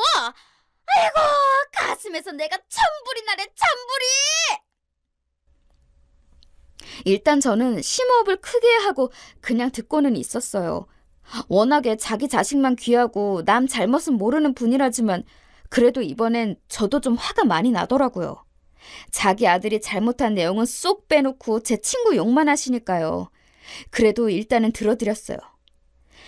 세상에 대체 이유가 뭔가 했더니 글쎄 네 아주버님이 친구들이랑 여행 좀 간다고 했더니 그게 불만이라는 거야. 아니 친구 사이도 그렇게 숨막히게 옥죄고 못 만나게 해서 어떡하냐?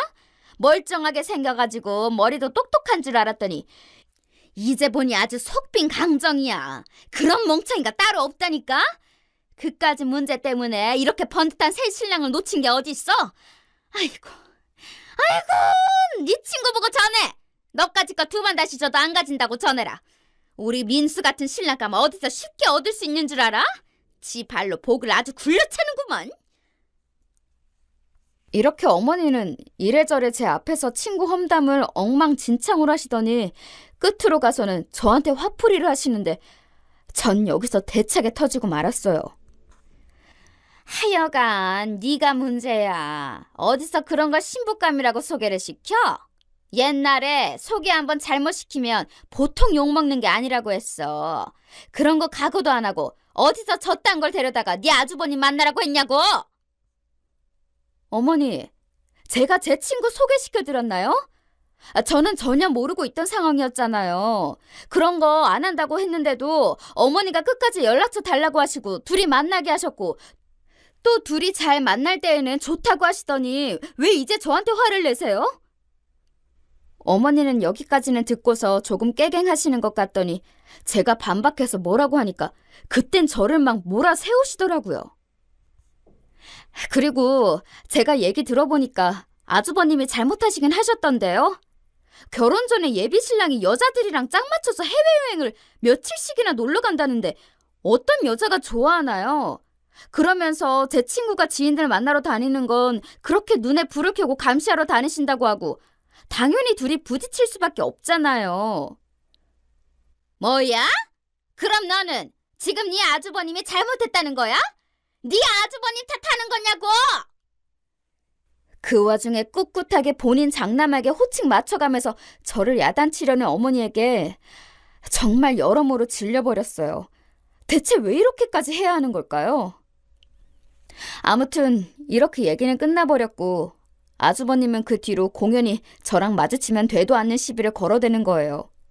명절 때에도 머리는 까치집을 하고 추리닝 바람으로 굴러다니면서 씻지도 않고 면도도 안 한 모양새를 하고 있더군요.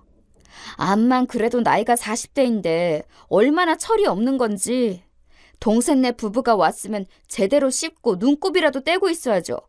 아주 보기 안 좋은 모양새를 하고는 저한테 이래저래 훈수를 두는 거예요.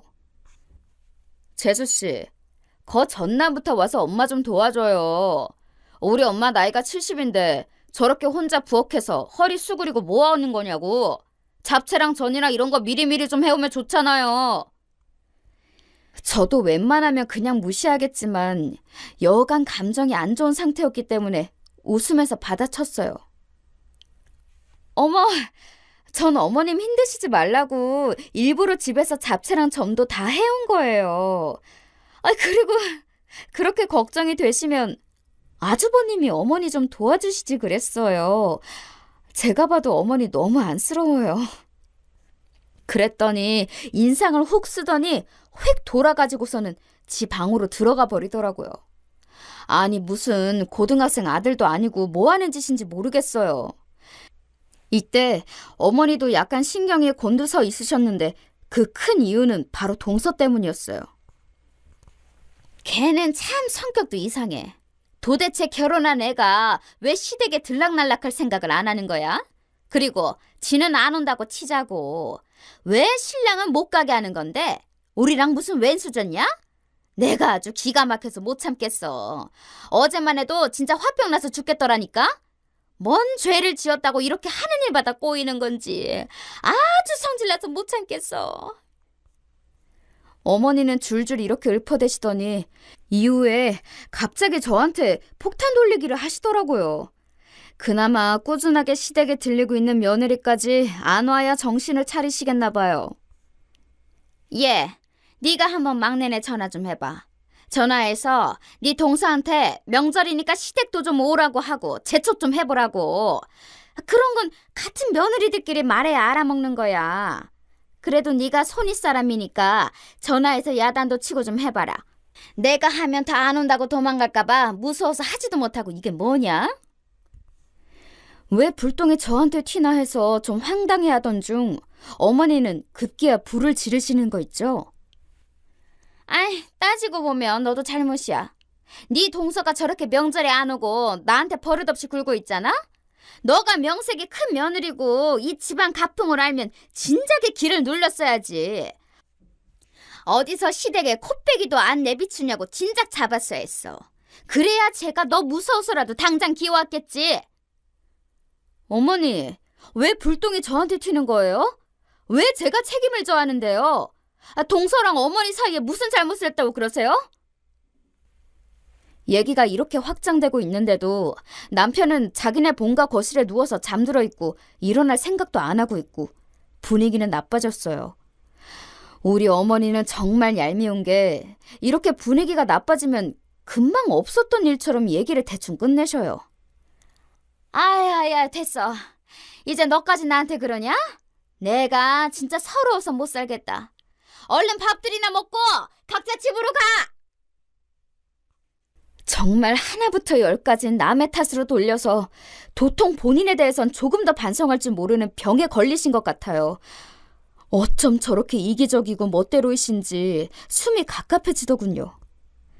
그날 저도 좀 답답하고 돌아오는 길 동서한테 전화해봤는데 동서는 외려 이런저런 바보 취급하더라고요.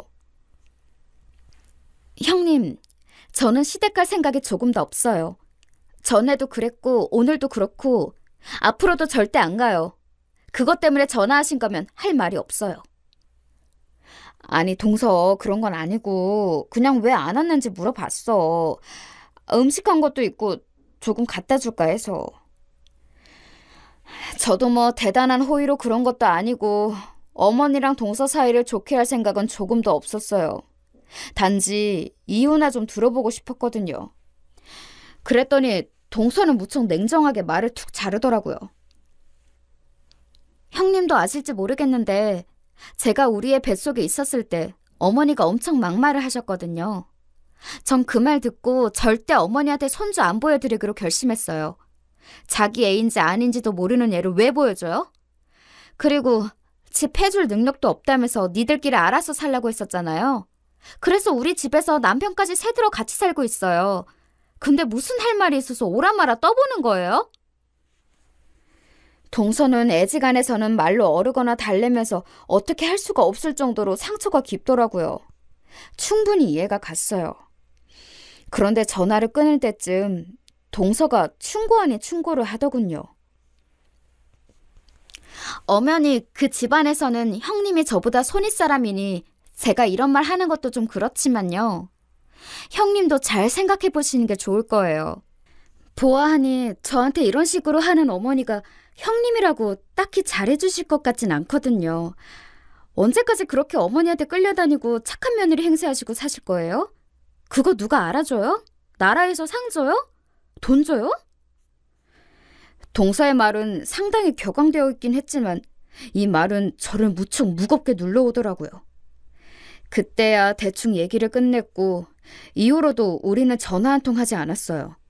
하지만 동서의 저 마지막 말은 한참 시간이 지난 뒤 제가 뼈저리게 공감하며 모든 걸 다 내던질 때 선명하게 떠올랐답니다. 당시엔 아무리 그래도 그렇지 저 말이 좀 심하다고 생각했는데요. 제가 그 말을 그대로 하게 될 줄 누가 알았나요? 저는 정말 얼굴에 온 핏대가 다 곤두세워진 상태로 어머니한테 아주 노발대발 소리를 질렀어요. 제가 왜요? 저한테 뭘 바라시는 건데요? 진짜 제정신이세요? 맨날 어머니 멋대로 질러놓으시고 왜 제가 그걸 다 업고 가야 되냐고요? 막말로 나라에서 상을 줘요? 돈을 줘요? 전 그렇게 못 살아요. 어머니 며느리 노릇 때려칠 테니까 그렇게 하세요. 이렇게 끝도 없이 내지르는 소리에 어머니는 그대로 주저앉아서 몸을 파르르 떨으시고 그 모습을 아버님이 아주 비장하게 보시더군요. 그러면서 어머니를 감싸 안으시더니 저를 엄청나게 원망스러운 눈빛으로 쳐다보셨어요. 하지만 전 조금도 흔들림이 없었고 온몸이 떨려오더라고요. 동서가 어머니를 단절한 것을 보고 이해는 가면서도 저렇게까지 할 필요가 있나 생각했던 제가 그 누구보다 더 격렬하게 분노하며 저런 소리를 쏟아내게 된 데에는 이유가 있어요. 그것은 다름 아닌 저와 약간 양숙이라고 해도 틀린 말이 아닌 아주버님 때문이거든요. 아주버님은 안 그래도 저에게 감정이 좋지 않았던 차에 저에게 완전히 민폐를 끼쳐버리는 행동을 하게 되었거든요. 이때도 역시나 본인이 직접 우리에게 전달하지 않고 어머니를 통해서 전달해 왔어요. 어머니, 그건 말도 안 돼요. 저희가 그런 돈이 어디 있어요. 무슨 말도 안 되는 그런 아이템을 갖고 와서 사업을 한다는 거예요. 저희 남편 멀쩡히 직장 다니고 저도 다닌다지만 애기도 저희 엄마가 봐주고 계세요.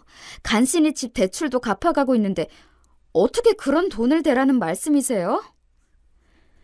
이날 어머니는 저한테 전화해서는 아주버님이 뭔 가짠치도 않은 사업을 시작하게 되었다고 하는 거예요.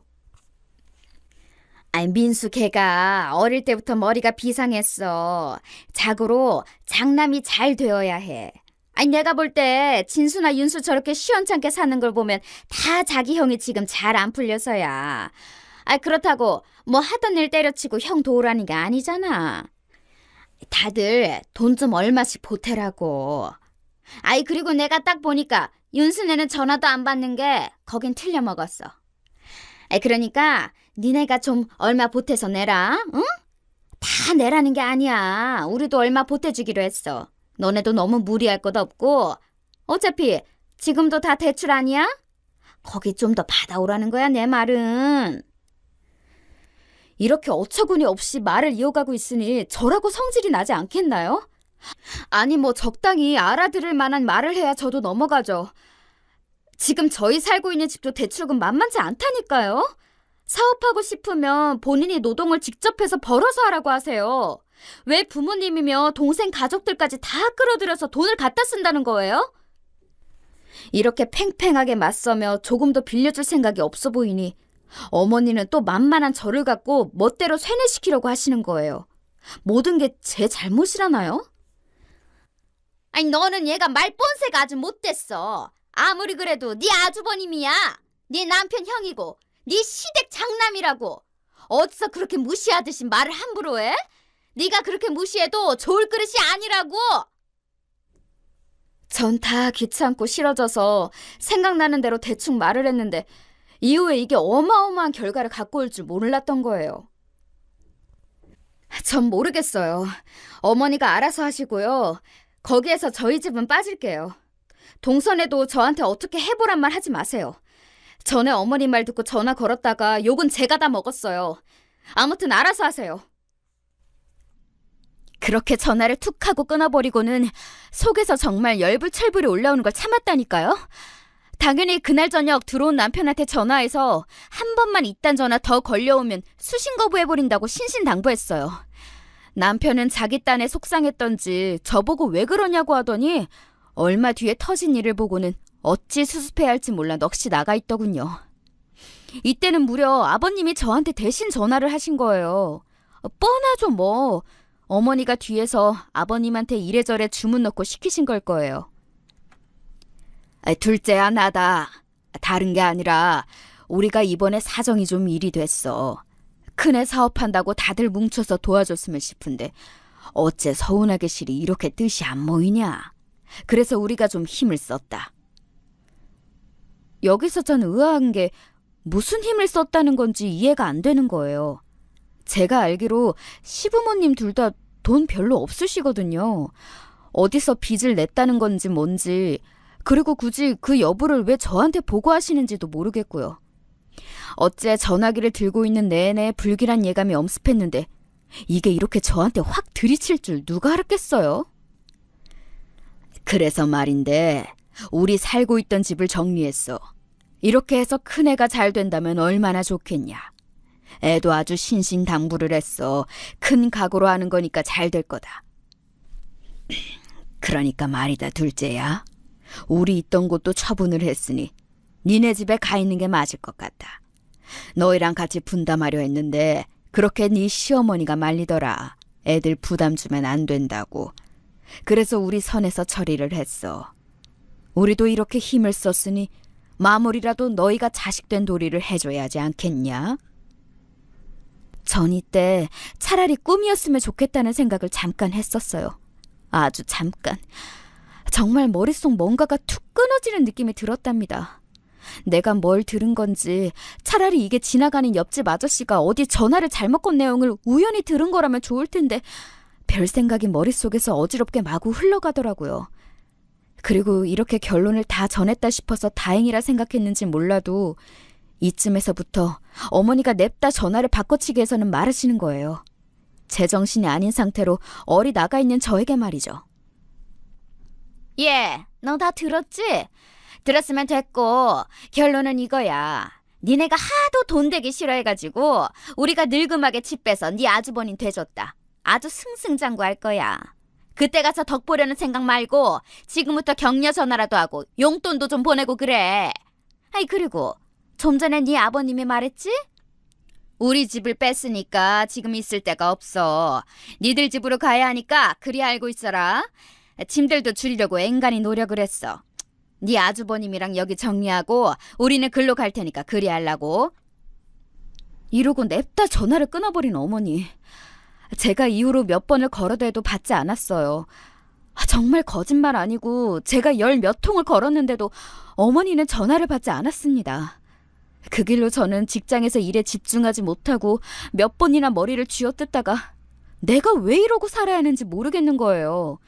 시댁에서 뭘 보태줘서 집을 얻는 게 당연한 것도 아니지만 제가 더 많이 보태서 집을 얻어 남편과 살고 있거든요. 그리고 애 낳고 친정엄마가 다 도와주시고 있고 시댁에도 며느리 노릇을 안 하고 있는 것도 아닌데 돌아오는 건 늘 네가 더 잘해야 한다는 말이었어요. 게다가 심지어 자기 장남 사업하는 거 안 보태줬다고 대뜸 우리 집에 들어와서 살겠다고요? 저한테 한마디 상의도 없이, 아니 상의를 한다고 해도 안 해주겠지만 그래서 더 저렇게 일방적 통보를 하는 거냐고요. 사람 약 올리는 것도 아니고 지들 멋대로 정해서 통보하고 뒤처리는 싫으니까 전화도 안 받는 꼬라지가 너무 열이 오르는 거예요. 그 길로 저는 회사의 사정을 말하고 일찍 나와 도저히 안 되겠어서 곧장 운전해서 시댁으로 갔어요. 역시나 집을 정리하고 있는 분위기가 여실히 느껴지고 어머니는 제가 이렇게 달려올 거란 상상도 못했는지 엄청 크게 놀라시더군요. 둘째 너 왜 연락도 안 하고 오냐? 저기 이러면서 우물쭈물 대시고 그 뒤에는 같이 짐을 정리하다 놀란 꺼벙한 눈의 아주버님까지 보이더군요. 저는 숨을 거칠게 몰아쉬며 말했어요. 정말 운전해서 가는 내내 마음속에 담아두었던 모든 분노를 그대로 토해내버렸습니다. 어머니 저희 집에 오지 마세요. 오시지 마시라고요. 제 말에 어머니는 처음엔 당황한 듯 하더니 이내 원래의 그 짜증스러운 얼굴로 돌변해서는 마구 성질을 냈어요. 뭐야? 뭐라고 했냐 너 지금? 이 말에 옆에 있던 아주버님도 모자를 벗어들더니 인상을 험악하게 짓는 거예요. 왜요? 제가 뭐 틀린 말 했어요? 내가 빚내어서 힘들게 살고 있는 빚 갚고 있는 집 나 살기도 바빠 죽겠는데 어머니가 갑자기 오신다면요. 아버님이랑 와서 둘이 살겠다는 거 아니에요? 왜요? 제 집인데 왜 허락도 안 받고 그렇게 다 정해버리시는 건데요? 그건 세 분이 알아서 하세요. 아주버님이 모시면 되잖아요. 아니 부모님 살고 있는 집까지 정리할 정도로 억대의 돈을 받아가면서 거처도 안 정해드리고 뭐 하는 건데요? 그러자 아주버님은 거기다 대고 똑같이 성질을 내는 거예요. 하여간 그 엄마의 그 아들이더라고요. 뭐라고요? 재수씨가 뭔데 지금 이래라 저래라 해요. 그거 너무 선 넘는 참견아 아니에요? 저도 지지 않고 마구 싸대었어요. 이젠 그런 걸 가릴 때가 아니니까요. 제가 뭘 먹이는요. 지금 나서지 않을 수가 없게 일을 벌려놓고 뭘 아닌 척하세요. 엄마 아빠 돈 받아가지고 동생네 보내버리면 그만이에요? 그 뒤치다거리를 누가 하는데 지금 본인은 아무런 상관없는 척 하시냐고요. 선 넘는 참견 받기 싫으면 애초에 선을 만들지 말았어야지 뭐 어쩌라는 거예요? 얘기가 이쯤 되자 어머니는 저한테 또 막 역정을 내시는 거예요. 전 차라리 잘 됐다 싶더군요. 그럼 잘난 장남한테 같이 껴서 사시면 되잖아요. 왜 어머니랑 어머니 아들 사이에 우리가 껴야 하는데요? 막말로 그렇게 살면 누가 알아주나요? 누구만 좋은 건데요? 어머니 장남은 목돈 생겨서 좋겠지만 어머니 둘째 아들이랑 며느리는 힘들어서 죽어나요. 아주 셋이 사는 거 빚 갚기도 힘들어 죽겠는데요. 5 식구? 아니 뭐 생활비로 아주머님이 매달 돈 1,000만 원씩 주실 거예요? 됐고요. 저는 못해요. 그 노릇 안 해요. 애지간하면 볼멘 소리를 하는 정도로 그치던 제가 회사까지 내팽겨치고 직장 가는 차림으로 쫓아와서 난리를 쳐대니 시댁 사람들 모두 다 기겁하긴 하더군요. 하지만 어머니는 끝끝내 본인의 뜻을 굽히지 않고 좌우지간 자기네 결정한 대로 하겠다는 거예요. 그래서 저도 말했죠. 어머니 며느리 노릇 안 하겠다고요. 제 말에 어머니는 아주 화들짝 놀래버리셨어요. 뭘 그렇게 놀라세요, 어머니? 어머니 며느리 해서 당하는 일이 맨날 이 모양 이 꼴인데 누가 어머니 며느리를 하고 싶어요. 못해 먹겠어요, 진짜. 있던 거 한다고 어머니 당사자한테는 맨날 무시당하고 더 잘해라 소리나 듣고 막말로 뭐 나라에서 상을 줘요? 뭐래요? 제가 어머니한테 많은 걸 바랬나요? 어쩜 그렇게 맨날 못마땅하셔서 사람을 잡아대고 마음대로 일을 벌려놓고 그 수습은 왜 저한테 시키시냐고요. 어머니 며느리 안 해요. 저 이혼할 거예요. 여기까지 쏟아내고 난 뒤 저는 그 뒷말은 더 들을 생각이 없었기에 그대로 나가버렸어요. 그대로 운전해서 집으로 들어왔고 남편에게도 전화해서 이때 일어난 일을 통보했어요. 난 할 만큼 했어. 당신이 선택해. 어머니 아버님이 우리 집에 들어와서 사시는 건 내 계획 안엔 없어. 그럴 거면 당신이랑 이혼하고 이 집 처분하고 나는 내가 알아서 살 길 찾을 거야. 아 물론 애 볼 생각은 꿈에도 안 하는 게 좋을 거야. 이혼 사유는 다 당신한테 있는 셈이니까. 가정을 깨느냐 이어가느냐는 당신 손에 달려있어. 오늘 안에 나한테 바로 답 줘. 이렇게 던져놓았고 전 씩씩거리면서 친정 엄마에게도 모든 상황을 말했고요. 거의 기절할 정도로 열이 받은 엄마는 그대로 제 남편한테 전화해서 난리 부르스를 쳤던 모양입니다. 결국 여기에 항복해버린 남편은 그간 모든 부분에 수동적인 모습을 보였으나 어쩔 수 없이 자기 엄마에게 전화를 했다더군요. 엄마한테 말했어. 나는 이혼할 수 없겠다고. 그래서 일단 엄마 울고불고 난리도 아니야. 엄마는 한 번만 더 생각해달라는데 나도 어렵다고 말했어. 아무튼 당신은 더 신경 안 써도 돼. 그렇게 말하는 남편도 본인이 꽤 굴욕적인 입장이라 생각했는지 표정이 엄청나게 어둡더군요. 하여간 이후로 시부모님과 아주버님은 좁아터진 원룸으로 들어갔고요. 셋이서 그 조그만 5평짜리 방에 살면서 지지고 볶고 싸우고 난리도 아니라는 후문이 들려오고 있어요. 벌써 몇 번이나 남편이 거기 불려갔었거든요. 그 꼴을 우리 집에서 봤을 생각하니 아니죠. 어머니가 우리 집에 있으면서 얼마나 거드름을 피워가며 절 부려먹었을 생각하니 기도 안 차요. 있어서는 안 될 일이고 끔찍한 일이죠. 본인이 자기 자식 뒤 닦아준다고 일을 벌려놓고 왜 그걸 남의 자식한테 가서 해결 보려고 해요? 저희 엄마가 직접 어머니 찾아가서 온갖 욕을 퍼붓겠다는 걸 저랑 남편이 같이 엎드려 빌며 말렸고요. 저는 이혼을 엄포한 뒤로는 어머니랑 연락도 안 해요. 이렇게 간단해지는 일일 줄 몰라서 한편으론 참 너무 허무하기도 하고 서글프네요. 어머니가 짠해서라기보다는 그냥 인간관계의 한 측면으로 볼 때 그렇다는 얘기예요. 왜 사정을 이 지경까지 만들어 놓고서도 자기 잘못이 뭔지도 모르고 말년에 자식들한테 다 버림받고 저렇게 사시는지 모르겠다는 거죠. 와중에 저보고 너도 늙어봐라. 너는 시애미가 안 될 줄 아냐고 생각하실 분들도 계실 것 같은데요. 오해하지 마셨으면 좋겠어요. 저는 자식한테 나중에 신세짐에서 살지 않기 위해 열심히 벌어서 살고 있고요. 행여 신세를 진다고 해도 저렇게 몰상식하게 인격을 깔아뭉개면서 제 무덤 파는 일은 안 합니다. 자식들이라고 생각이 없을까요? 자기를 저렇게 인격적으로 지지겨대고 함부로 구는 어른한테 단지 자기보다 나이가 많다는 이유만으로 순종하고 싶어 하는 자식은, 아니, 그냥 그런 인간 자체는 없을 거라고 생각해요. 남편이 수시로 어머니와 통화하고 괴로워하는 걸 보면 그냥 여전히 개벌은 남 못 주고 힘들게 사신다 싶네요. 전 더 상관하지 않으렵니다. 그럼 여기까지. 저의 속 터지는 사연을 들어주셔서 감사해요. 이제라도 느지막이 해방된 걸 감사하며 살고 싶어요.